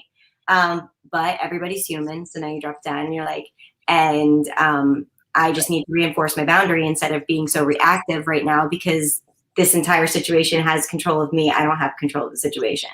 So like you're still tapping and then you go to your collarbone. And then you say like whatever, and you just keep talking yourself off that ledge, right? And then the last spot, no, there's two more. You do like under your arm, which is kind of like for girls, it's kind of like where their bikini line would be, right? So you tap there and you use like your 4 fingers for that spot. And then the last spot is right on top of your head. So like if you're really triggered, you're probably still cussing maybe to here, but you go through it a couple times. And no, you keep repeating the sequence until you bring your state, because what this does is it acts on the meridians of your body. So if you think about like the meridians in like Eastern medicine, how like Chinese medicine talks a lot about like the meridians. Do you know? As far as like chakras and everything, basically, they're connected to the chakras. Yes. It's like currents of energy throughout your body, like where they're connected to. They do cross over the chakras, but there's lots of different places. But what it does, so this does that, it activates that. But what you're also doing is you're connecting to the behavior or cognitive conversation. So you're now dialoguing with yourself and you're giving yourself a behavior sequence that's basically triggering your fight or flight to chill the fuck out, to like go have a seat and eat a chocolate chip cookie. Like that's where you're trying to get yourself from this isolated state. So you don't even necessarily like need to be doing yoga or do the breath work. Like if you're really triggered, that's a really great one to instead of telling somebody off in the moment, to like go to the bathroom and do that. It's a really cool thing to even do it in the mirror. I've done it like for my son. Like you can do it before you board a plane. Like you can do it, like I did it for my son, like he was nervous playing soccer. So we kind of like, we went through like a sequence, but you can tailor the words. It doesn't have to be when you're super pissed. That's just like one of my triggers. So it can be for other things. Like people work on deep trauma through the same process. So it's definitely worth looking into. I found a lot of value in incorporating that as one of my tools. So I don't necessarily lean on one particular thing every day.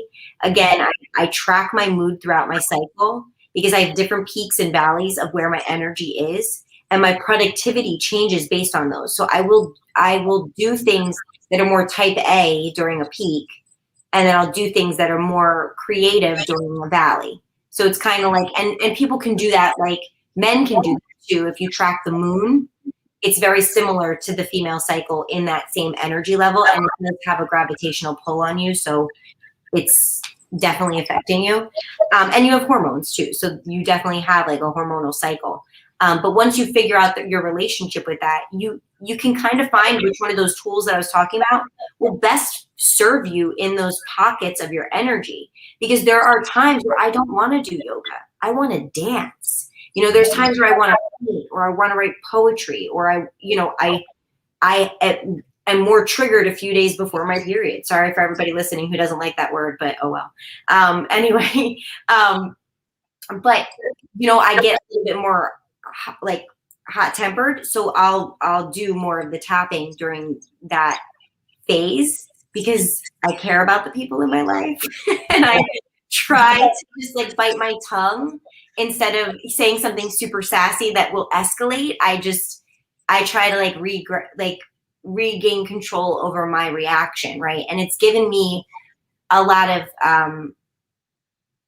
power in how I want to manage my energy, right? And accountability in doing so, because I have the resources to self-care. So it's, I don't know, like I think I love all of that stuff so much. Like I really do. And it's so cool that you did yoga. Did you just do like vinyasa, like the sun salutations, or like just that kind of thing? I would look up like what was bothering me that day. I would do like neck and shoulder yoga, and like I was really trying to help my physical pain, to be honest, because Okay. it's just another thing I've ignored for so long. Like when you come to at like 28, I was like, dude, I've been in pain for 15 years. Like, and it just like dawned on me, like, holy shit, like every day of my life for 15 years, I've been in pain, whether it's a migraine, my knee hurting, my neck from scoliosis hurting, like something has bothered me, and I've done nothing to help it. I'm not going to the gym. I'm not staying strong. So I need to do something to help myself. And it definitely helps. Try the tapping. I know that's two different tools. The yoga is great, obviously, from the physical aspect because it opens up all those meridians, right? Like it just does. But if you do the tapping and try to talk, like I'll actually send you I'm going to send you a resource, because I know there was a story of a man who was in a car accident and he had really bad pain from the car accident plus trauma from remembering it, right? So he had both. And the tapping is what helped him like get over that. It's helped people stop smoking cigarettes. Like it's like hypnosis would, right? Like it just, I'll send you the resource because I can't say that it, you know, I don't know what I can actually legally say about it. Like, I don't know what the right verbiage, right? Because I don't want to be like, oh, it'll help you heal your pain, because that'll be totally not FDA appropriate or whatever. I don't know if that makes sense. But, you know, whatever. Yeah, but you're making claims. They're steering us right now. Your whole podcast is not being aired anywhere because I've broken every rule. Yeah. Sorry, but I'll send you the information. There's I think there's an app, like the tapping app. You can look up Nick Ortner, Jessica Ortner, and I think there's another brother. They did a documentary on it, and they worked with so many different people. That's not who I found out from. I, of course, found from Gabby Bernstein, because she's been like one of my teachers forever. Never Do you know who she is? No. So she wrote The Universe Has Your Back. Do you know that? Yep. Yeah. So she wrote that book. She does a lot of the oracle cards that I pull. She's like created a bunch of decks and helped me step further into my woo. I tried the other night to say that I'm just woo, because my girlfriend taught me this. She's like, oh, you're just woo. One woo, not two, because like that just means you're still pragmatic, but you got a little woo in you. And I'm like, I dig that. But the other day they called me out. They were like, no.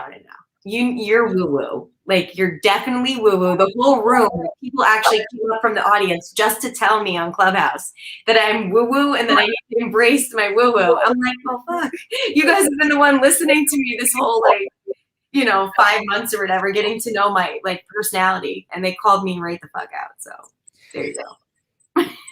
Yeah, I do think part of that, though, is because not everybody's at the same level of spirituality and understanding. So when we talk about things like we've talked about tonight, people are like, these fucking people are crazy. I know. What is wrong with these people? And we're just like, what do you mean? This is what makes sense. If you really look at it, this is what makes sense. And they're like, that's not what I was taught. That's not right. It's the same with everything. Like, it's crazy. It's It crazy. is. Well, thank you I feel like I'm in good company tonight, at least with talking about these topics. I did not feel like I needed to, yeah, like I feel like you don't judge it because you're into it, right? Like it's, and you understand it. I don't know. I think you're very easygoing in that sense with a lot of things. Yeah, I'm a chameleon. I'm very much like I because of my empath nature, I try to make everybody around me feel comfortable. And that's why, like, so many times, like on Clubhouse, I'll go in and just listen for an hour before I say a word.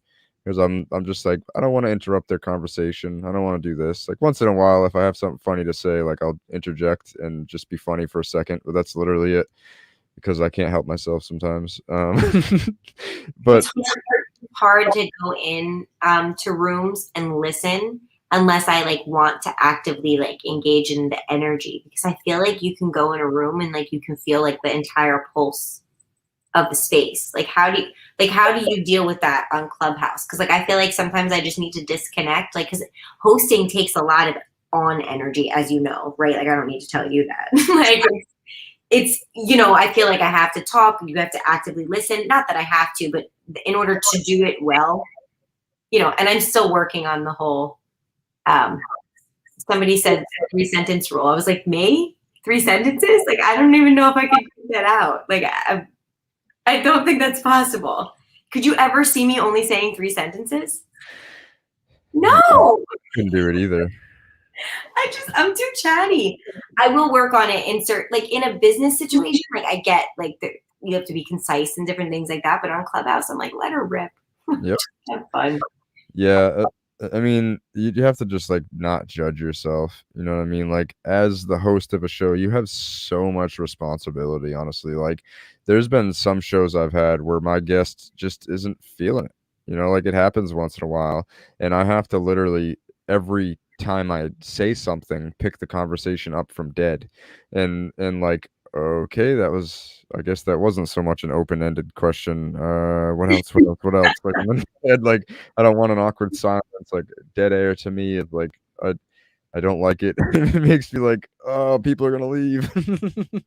Oh, it's interesting that you say that about the dead air, because the times that I don't respond, it gets awkward because I'm like, why is nobody jumping in? I'm like, I'm trying not to like jump on the mic. I'm like, somebody else take it. And it's just, I have to like sometimes call on somebody, or like leave enough of a pause that somebody else will jump in there. But it is kind of interesting when you play around with that dead space to see, if you can leave an opening for somebody else to go in and stuff.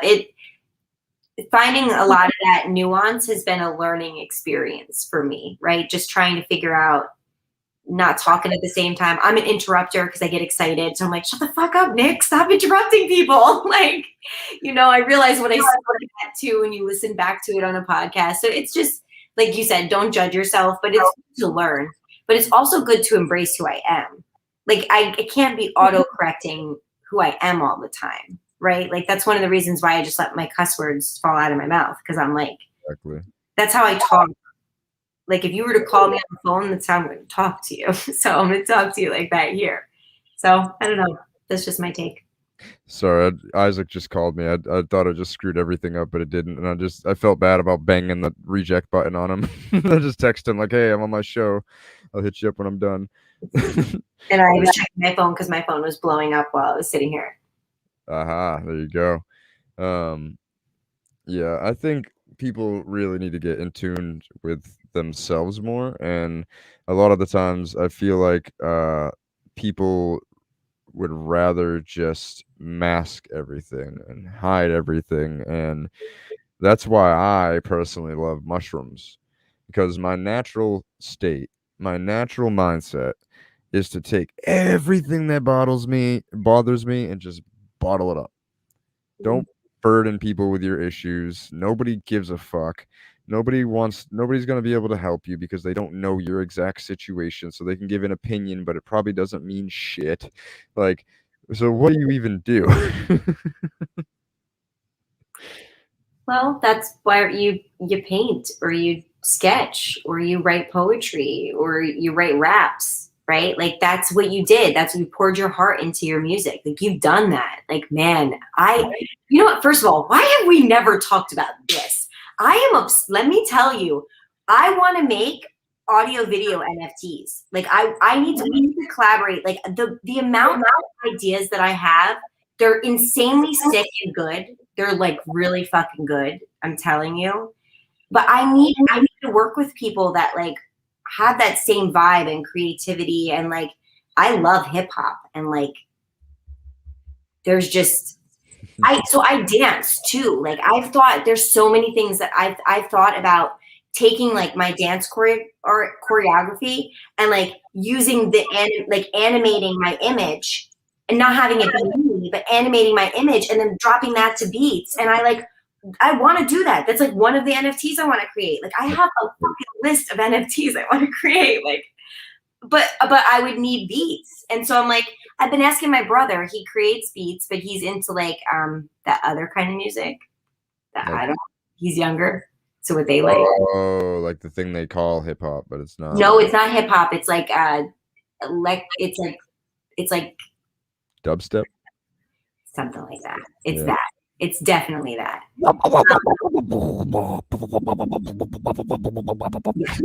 Yep. Only his has more like it's like hard hits. It's almost like metal hitting metal. It's like the way his is like sounds so industrial. He has a different sound. He's got a different sound. It is what he does is pretty cool, but he got so swept up in what he was doing. He's DJing and doing shit after COVID, and he was like, "I love you, sis, but like I'll get to you when I get to you." And I'm like, "Make me some beats." He sent me one track, and I liked part of it, and I started playing around with it, and I realized that I like to manipulate the audio, and I was like, "Ooh, like I wish that I knew how to create my own," because he sent me like a few resources. I just haven't played with it. I think that'll probably be in my 10-year plan at some point. I will learn how to do that because the idea of like taking image and like creating music behind it that works, like it just lights me up. I can feel it in my hips. Like I just got so excited. I can't even tell you how much it excites me. So do you still create music? Like what do you do?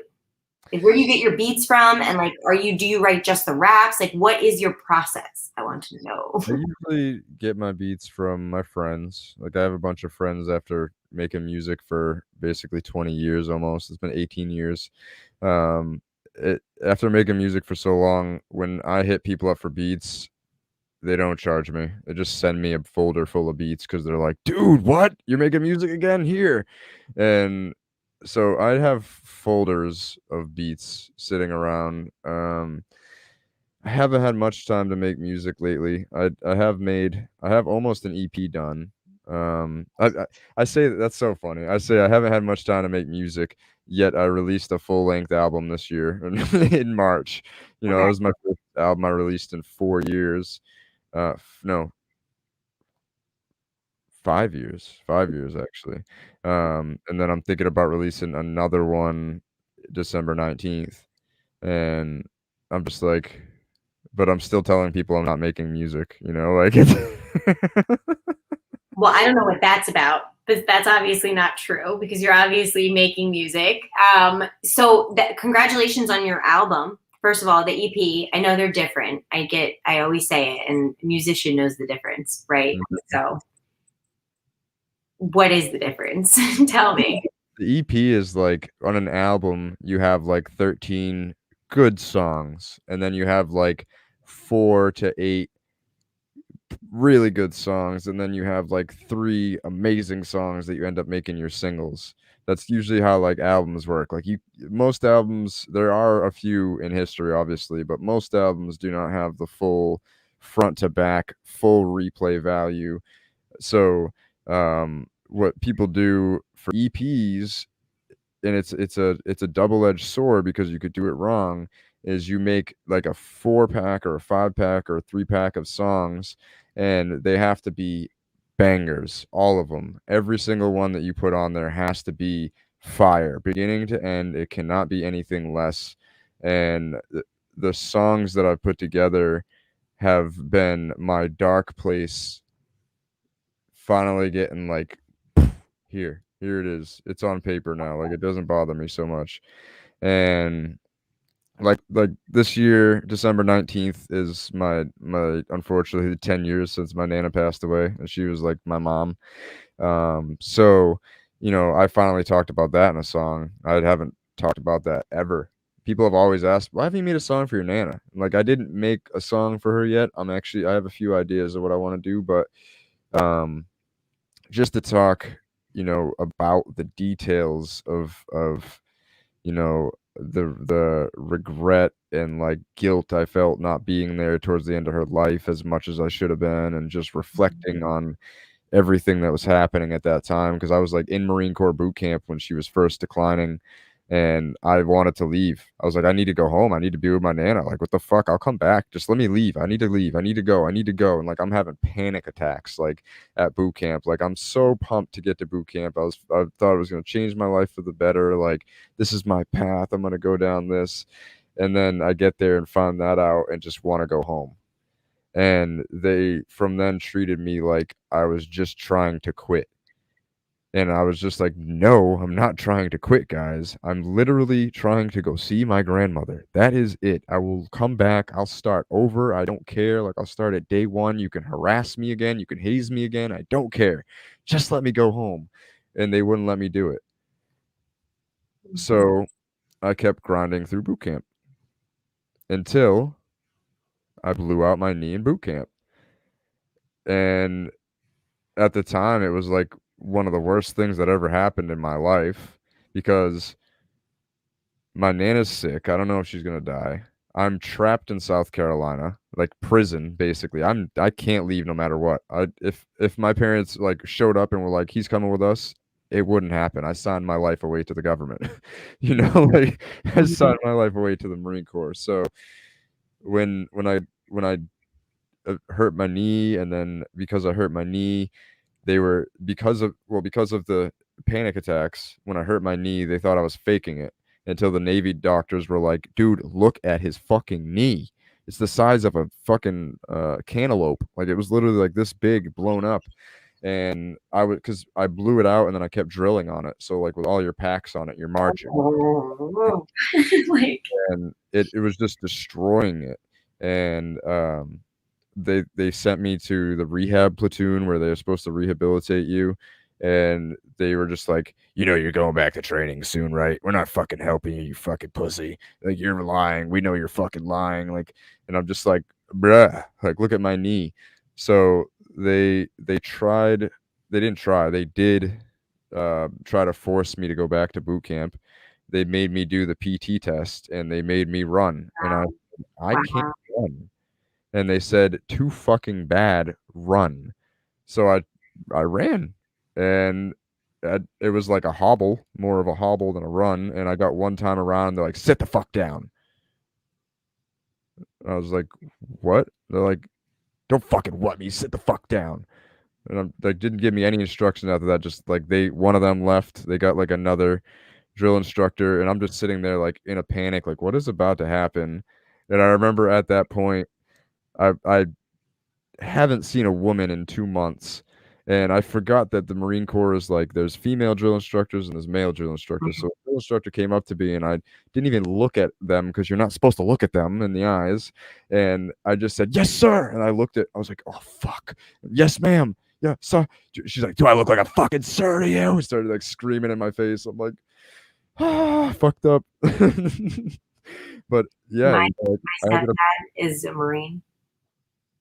I know same, exactly what you're talking about. same. My stepdad was a Vietnam Marine, and Dad was my stepdad's dad was no, it wasn't Vietnam. It was the Korean War. Sorry, Mhm. but still stories. Yeah. It's tough when uh, people have that attitude around you. That's a psychological mind fuck what you went through. Boot camp is no joke. And like what actually happens from like it's nuts. I Mhm. fucking nuts. What did you end up doing? Did you end up staying in the Marine Corps? Or did you get discharged after that, like after that whole incident? So because they literally were basically refusing to let me leave, I used the medical information that I had withheld in the beginning to my advantage. And I knew that I might be dishonorably discharged for it and it might ruin my whole life. But I was like, I'm done. Fuck them. I don't want anything to do with this. Fuck the Marines. Like I don't want anything to do with this shit. Fuck that. Like this is not for me. Um and eventually they let me go after it was I spent 3 weeks in training. I spent 3 weeks in the rehab platoon not rehabbing, and then another 3 weeks just in the separation platoon while they were just like dilly-dallying to get us gone. They knew we were leaving. They knew we wouldn't be Marines. They put the discharge platoon right next to the graduation stage too. So once a week you're hearing graduations and you're seeing these beautiful women that are coming to see their husbands and their families that are so proud of them, and we're just watching them in our little they make us wear like a, a army green shirt with short like skivvy shorts on and a highlighter thing across your whole body that basically like, hey, this guy's a fucking pussy, like so everybody in there knows and they know exactly what the symbolism of it means. So the whole time they just fucked with me until I left. And that was actually I got home in June and in November is when I had my blood clot. And I did not even think about this until recently because of what's happening in modern day. But when you join the military, you get a scary amount of vaccines. A scary amount of vaccines. I got between 10 to 12 vaccines injected to me at once.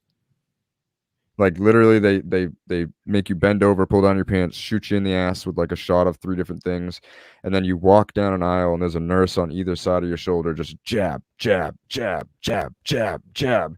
And I got to the end and I almost passed out. Like they made me sit down. And then I got extremely deathly ill. And then a few months after that I had a blood clot. And I never even knew like vaccination reactions were a thing. Like I didn't know people could be allergic to them and it could cause blood clots and things like that. Because they don't want you talking about it. Exactly. And I'm like now, telling you, we've broke the internet. This is not getting aired to anybody. They're shutting this down and everything. There's going to be a fact checker on this.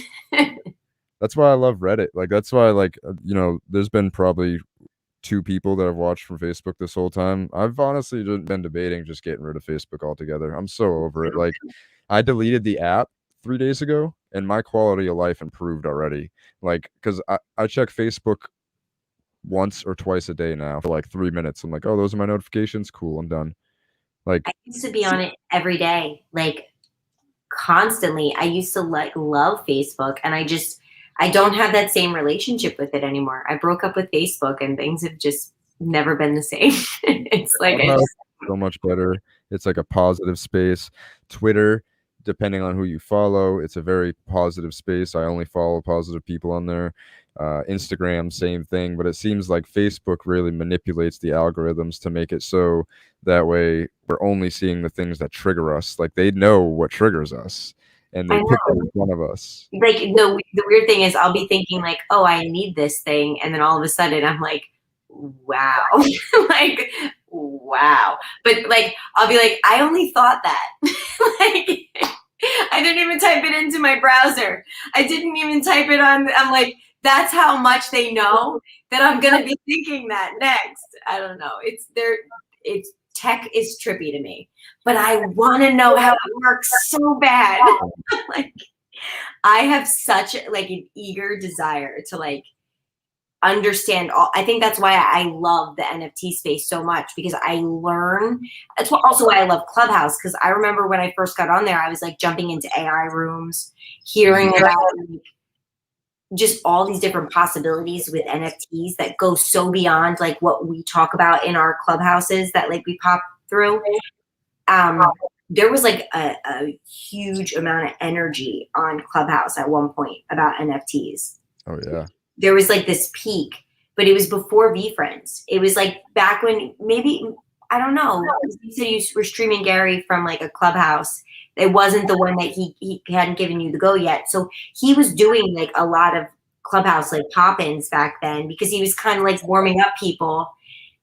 I said the other day, like Paris Hilton too, she was coming in and sitting in the rooms, right? Like just chilling. Like actually she's like super hella chill. Like the way she looks, like I feel like on the way she brands herself, and then like just the way she kind of like talked in the room, I feel like she's just like a chill person, you know? Like it's funny to like, I don't know.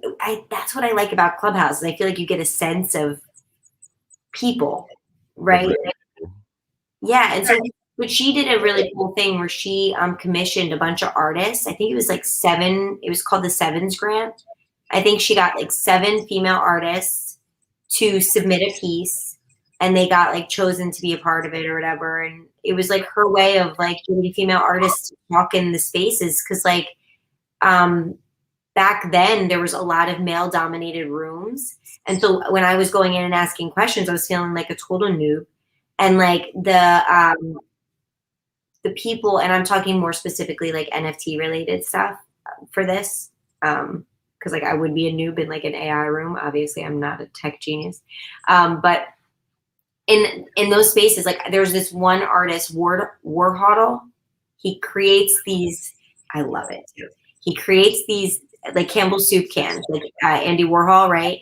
Yep. You know how he did the soup cans, which I love. I love his art. So, but Warhodl, he took the cans and he made them into like a Clubhouse logo for one. Then he did one that said like "Let her speak." He's done like ones for like Bitcoin or just like different things that are like culturally relevant to like what was going on with NFTs. But the "Let her speak" thing was really relevant because it was happening in every room. Every room I would go into, a woman would speak and she'd get talked over, or women were more soft spoken. And I was having really high anxiety at that point because I hadn't like modded rooms. I hadn't talked on Clubhouse much. And like every time I got on a stage in Clubhouse in these big rooms and spoke, I felt like I was dying inside. Like my anxiety was so bad.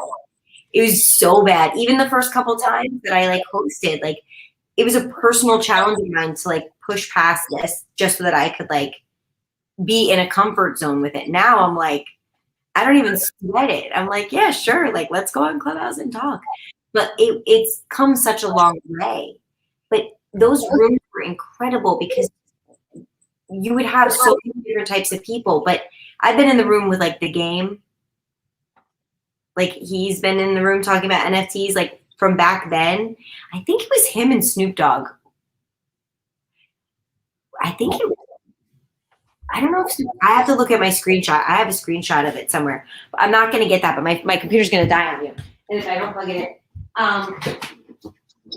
But I remember being in the room and they were talking about how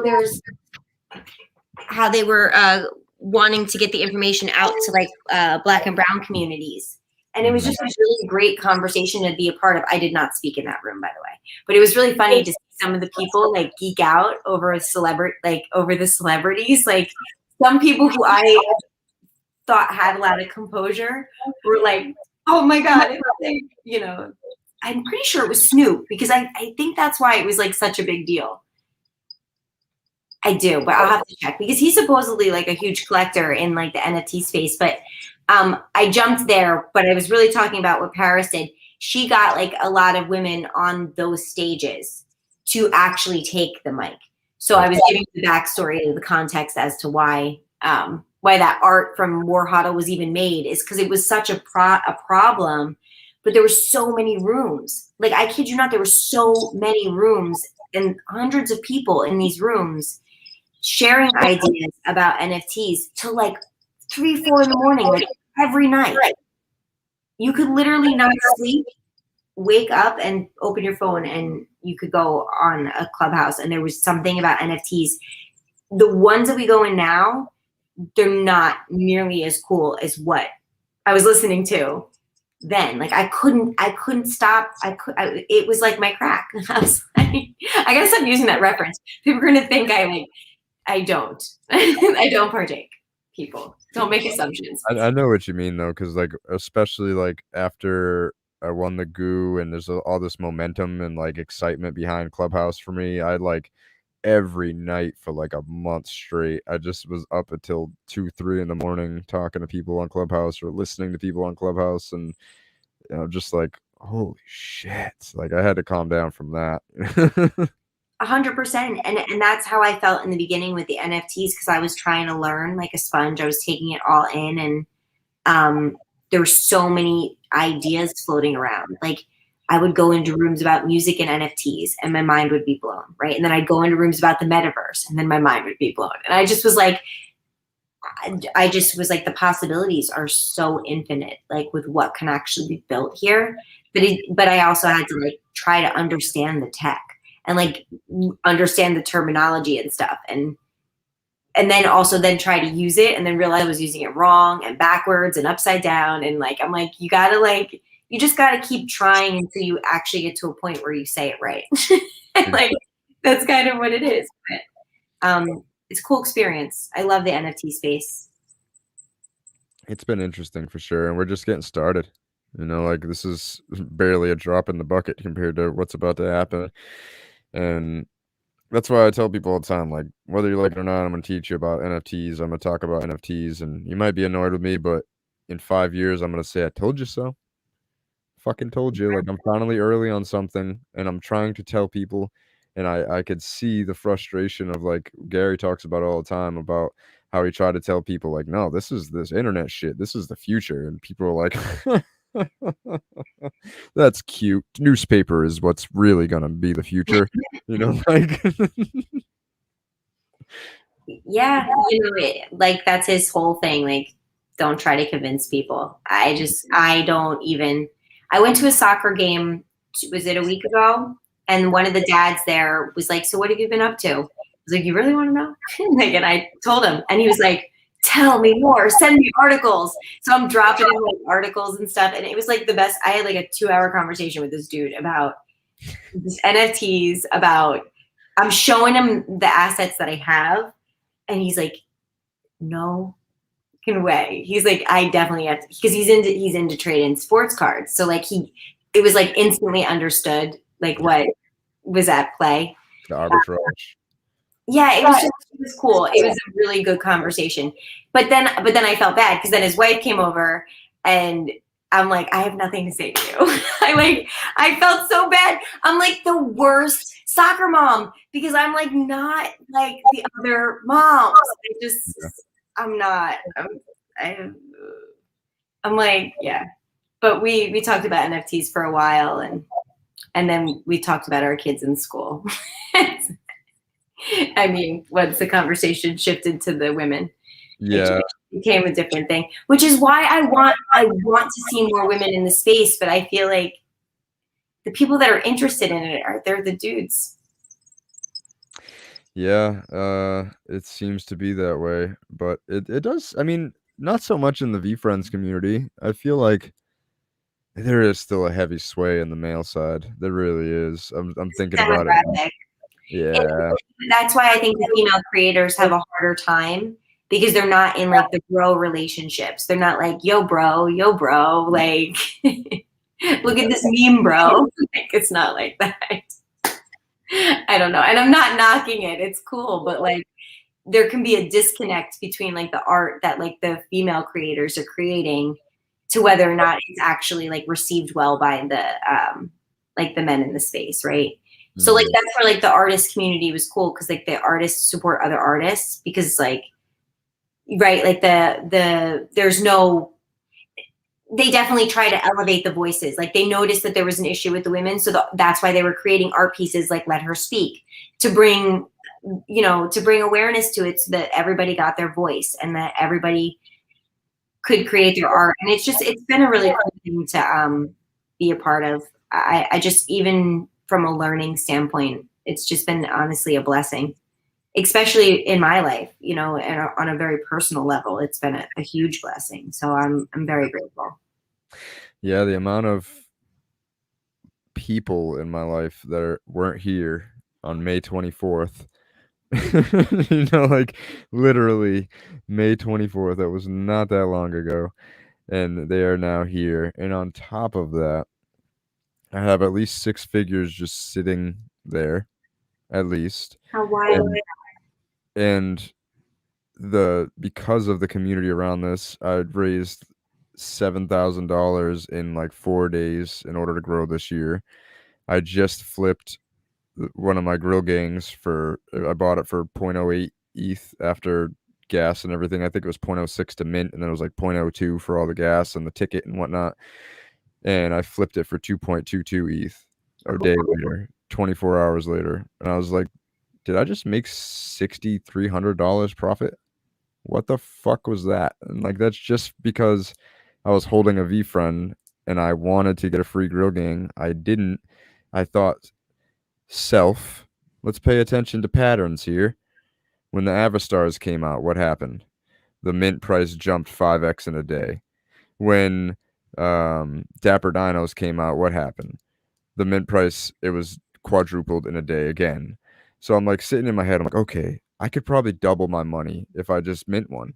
I'll double my money. That'll be super dope. That'll be helpful. And then when I looked it up on Rarity Tools, mine is number 199 out of 5,555, or was 199. And it's just crazy because without the VeeFriend, I don't know if that would have happened. Without that goo giveaway to like force me to get into NFTs, it was like, here, you're into NFTs now. Haha. Like, and then it's like, because of that, my brain is just like, okay, what can I do with this? What can I do that's different? Like, what are people not doing? Wait a second. This is basically crowdfunding. I could crowdfund my project. What the fuck? Like, it's just the snowball effect that's happened because of this community and because of Gary Vee and VeeFriends has changed thousands of lives, literally. And we're not even getting started. Like, we still haven't even, like, we met, but like, I don't feel like we really did, because like, we didn't really get to talk much, and I missed out on dinner. So like, that's where conversations happen. Like, you break bread, although I heard that it was kind of loud in there for conversations and stuff, but that's usually where conversations happen. The most fruitful conversations is while you're breaking bread. It's a vulnerable time for you as a human being psychologically. You're eating, you're letting your guard down, and when you do that, you really get to know. I'm not talking. I'm showing my face. One time I'm quiet. Yeah, I'm the dude that like everybody will be done. It's funny. What'd you say? I was laughing about like eating, how I would like be eating a burger or something. And I know, wait, I don't mean to offend you. Wait, here's your vegan, right?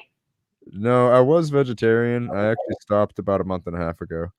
I was vegetarian for like 5 years though. I grew up, one of my girlfriends was vegan from like childhood. She like knew.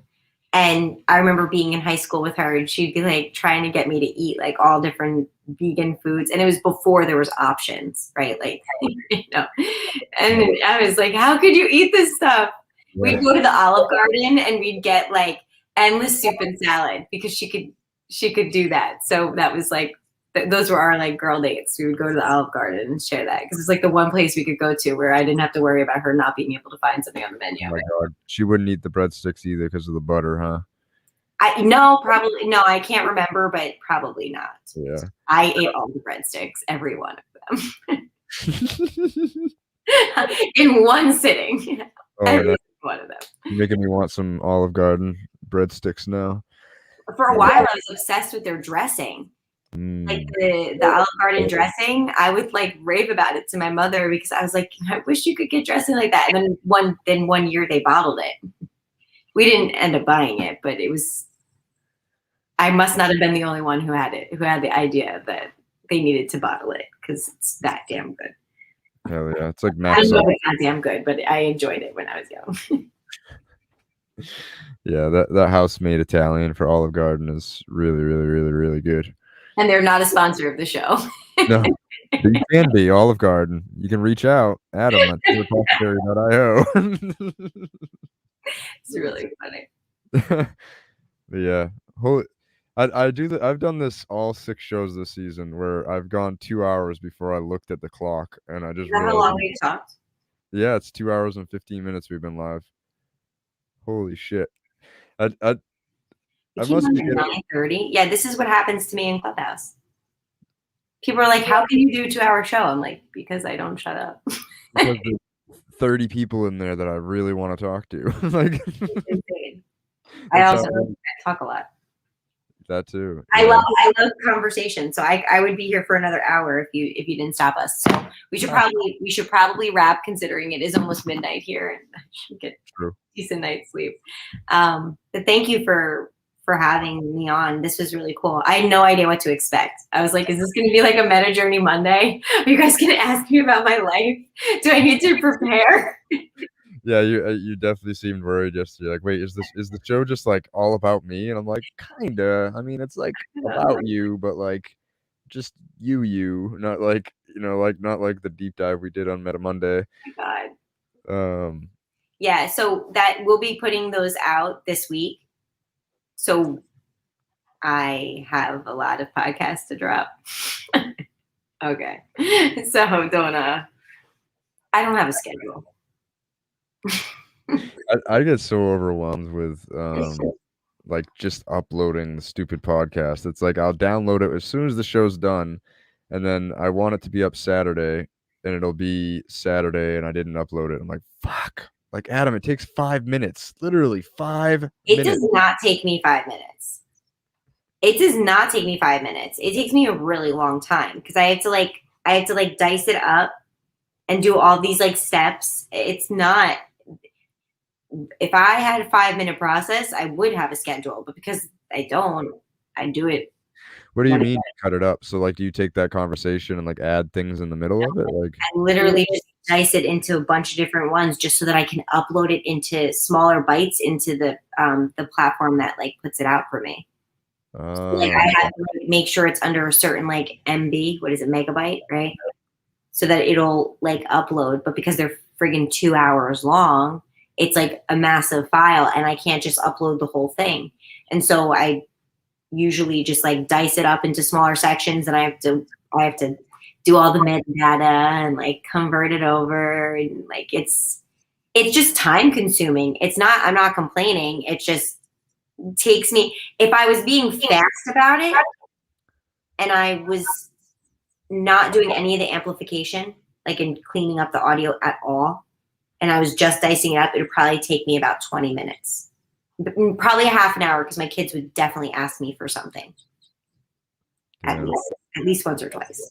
So yeah, so it would be it just takes a long time to go through the 2 hours. I end up making like 5 or 6 little micro things and then that's what gets uploaded into the thing. But then I have to wait for those to process. So then that gets over there and I wait for that to hit 100% and then I do the other one. It's just like it's like a waiting game. It's I wonder if I unlock something in Acre because I literally download my file and just upload the whole 3-hour podcast onto Anchor. And they do sponsor me, so shout out to Anchor. But yeah, that doesn't do that for me. And I mean, I can show you one time, like I'll film it and send it to you when I'm doing it, but it's tedious and annoying and I don't like it. Like I did like learning about the podcasting process when I was like learning to clean up the audio and like get those certain things out, like the plosives and stuff. Like that makes sense. And I don't mind doing that, but like to go back through 2 hours of audio takes 2 hours, right? You have to sit back and you have to listen to it. So I was doing that at the beginning to try to clean them all up, but it wasn't conducive to like my output, like what I, being 2 hours in Clubhouse and then doing 2 hours to do that. And then another half an hour to like actually edit the shit to like get it uploaded. Maybe a good hour because I'm slow, but like, I don't know. So I basically said, it's going to be by surprise. So I'm going to just drop podcasts by surprise. Like when I get it done, I get it done. And I'm not going to make myself crazy about it because whatever. Everybody else wants it to be on a schedule. So someone can volunteer and do it. But I'm not doing it. Like finish it, rest. Right? I don't know. I know you did offer to help, but like I just feel like I don't like to put any kind of like tasks or responsibility on somebody if I'm not paying them. Like I feel weird about that. So that's been like the hardest thing about getting like help in the Clubhouse to do some of the like things that require a lot of things that are not seen by people, right? Like people see you open up the Clubhouse, but they don't really see like what actually goes into creating, to even getting the POAP for people. I don't even think people realize that the POAP is like, I consider it free money. Like I'm like, this is something that like could potentially have value for you down the road. Like it just does. Buttons. Yeah. Well, listen, by that point, maybe it won't be an issue. Maybe the Gwei won't be like a thing, right? Like maybe it will always be a thing, but maybe it won't be so much of an issue. I was saying the POAPs, like it's just so easy. It's a couple clicks, and all of a sudden you have this potential money in your pocket. Like literally, it's that simple. It's like you click a link, you enter your Ethereum address, and voila, you're done. Like right, but so like nobody knows the process that goes into actually getting that done, right? Coordinating with an artist. OpenSea. What? Do you have to mint it, like similar to OpenSea, essentially? No, like there's just a POAP. There's like a logistics on like getting the claim link set up and like getting the event done and everything like that. But there's also like getting the artist, the artwork, right, from the artist and different things like that, and trying to create like I can do art every week for it. That's fine. But to try to actually make it be a collection, like what the vision for it is, requires a lot of unseen work behind the scenes kind of things. Anyway, I'd rather once I realized I took on the podcasting and I realized the strap of the energy, like how I was so strapped for time, even off air, that I was like, what I really want to focus on is the POAP project more than I want to focus on the podcasting. It's cool that we're documenting it because I want to eventually have all that stuff as like a time capsule for like the community. But even if I could eventually get to a place where I can take the long form and do the Gary thing where we dice it up and actually have shorter content, we can always look back on it at a later time. So I'm not so much worried about like you said, like I don't feel bad about like not having it out on a Tuesday if we did something on a Monday kind of thing is my point. So that was my long way of agreeing with you, I guess. I got to get better about just not judging myself because it's like I'm already doing the live show. It takes a lot of energy to do a live show, especially after like for the past every show actually this season. I've been coming home from my side job at 9:15 and then being live at 9:30, like, and just making that switch of like, okay, I'm no longer just chilling in my car smoking and shit. I'm on, like I have to be on, and like days like today, I try not to drink caffeine more than 3 days in a row, but it seems to be like Thursdays are falling on that fourth day lately, and I'm like, I'm drinking it, like I found this energy drink that isn't too bad for you. It's like only 160 milligrams of caffeine, so it's not a shit ton. Like I used to drink 3 cups of coffee a day, 4 cups of coffee a day, and then it has no sugar, no like other nasty shit in it, and then it has like amino acids and B12 vitamins and all that stuff. So like my body craves this shit. Like it's like I don't even crave the caffeine because caffeine doesn't do that much for me, but like the other stuff in it, I feel like my body's like, we need that, give it to me. Yeah, no, I drink a lot of coffee, and I think sometimes I drink too much as well. I think three cups max is like my limit for the day. 2 cups is usually like my on my tired days, I guess you could say. But I try to stick to just 1 and then water. But I'm a big water drinker now that I'm an old woman. You're not old, but also I am. I am a water drinker as well. Cheers to that, because it's the best. I used to not like water at all, but I'm proud of myself for making it a part of my life. Can you repeat that last sentence for me, please? No, I'm not saying the word. I'm not saying it. Damn it! I said water. Oh, it's been a while since I heard somebody from Jersey. Oh shit! Water. That's funny. That's a great way to end, Adam. Thank you very much. Absolutely. So thank you guys for watching. Make sure you subscribe. I am live every week at 9:30 Eastern time. Next week's show, I don't know because my phone's dead. I think it's actually Ron Jordan though, if I'm not mistaken. I think it was I've been trying not to do back-to-back VeeFam just because I don't want to make it just NFTs, but it was just it just ended up working that way. So I'm pretty sure it's Ron Jordan, but stay tuned for any posts to see who it is. And it will be an amazing show like this one. So as always, guys, good morning, good afternoon, good evening, wherever you are in the world. Good vibes to you.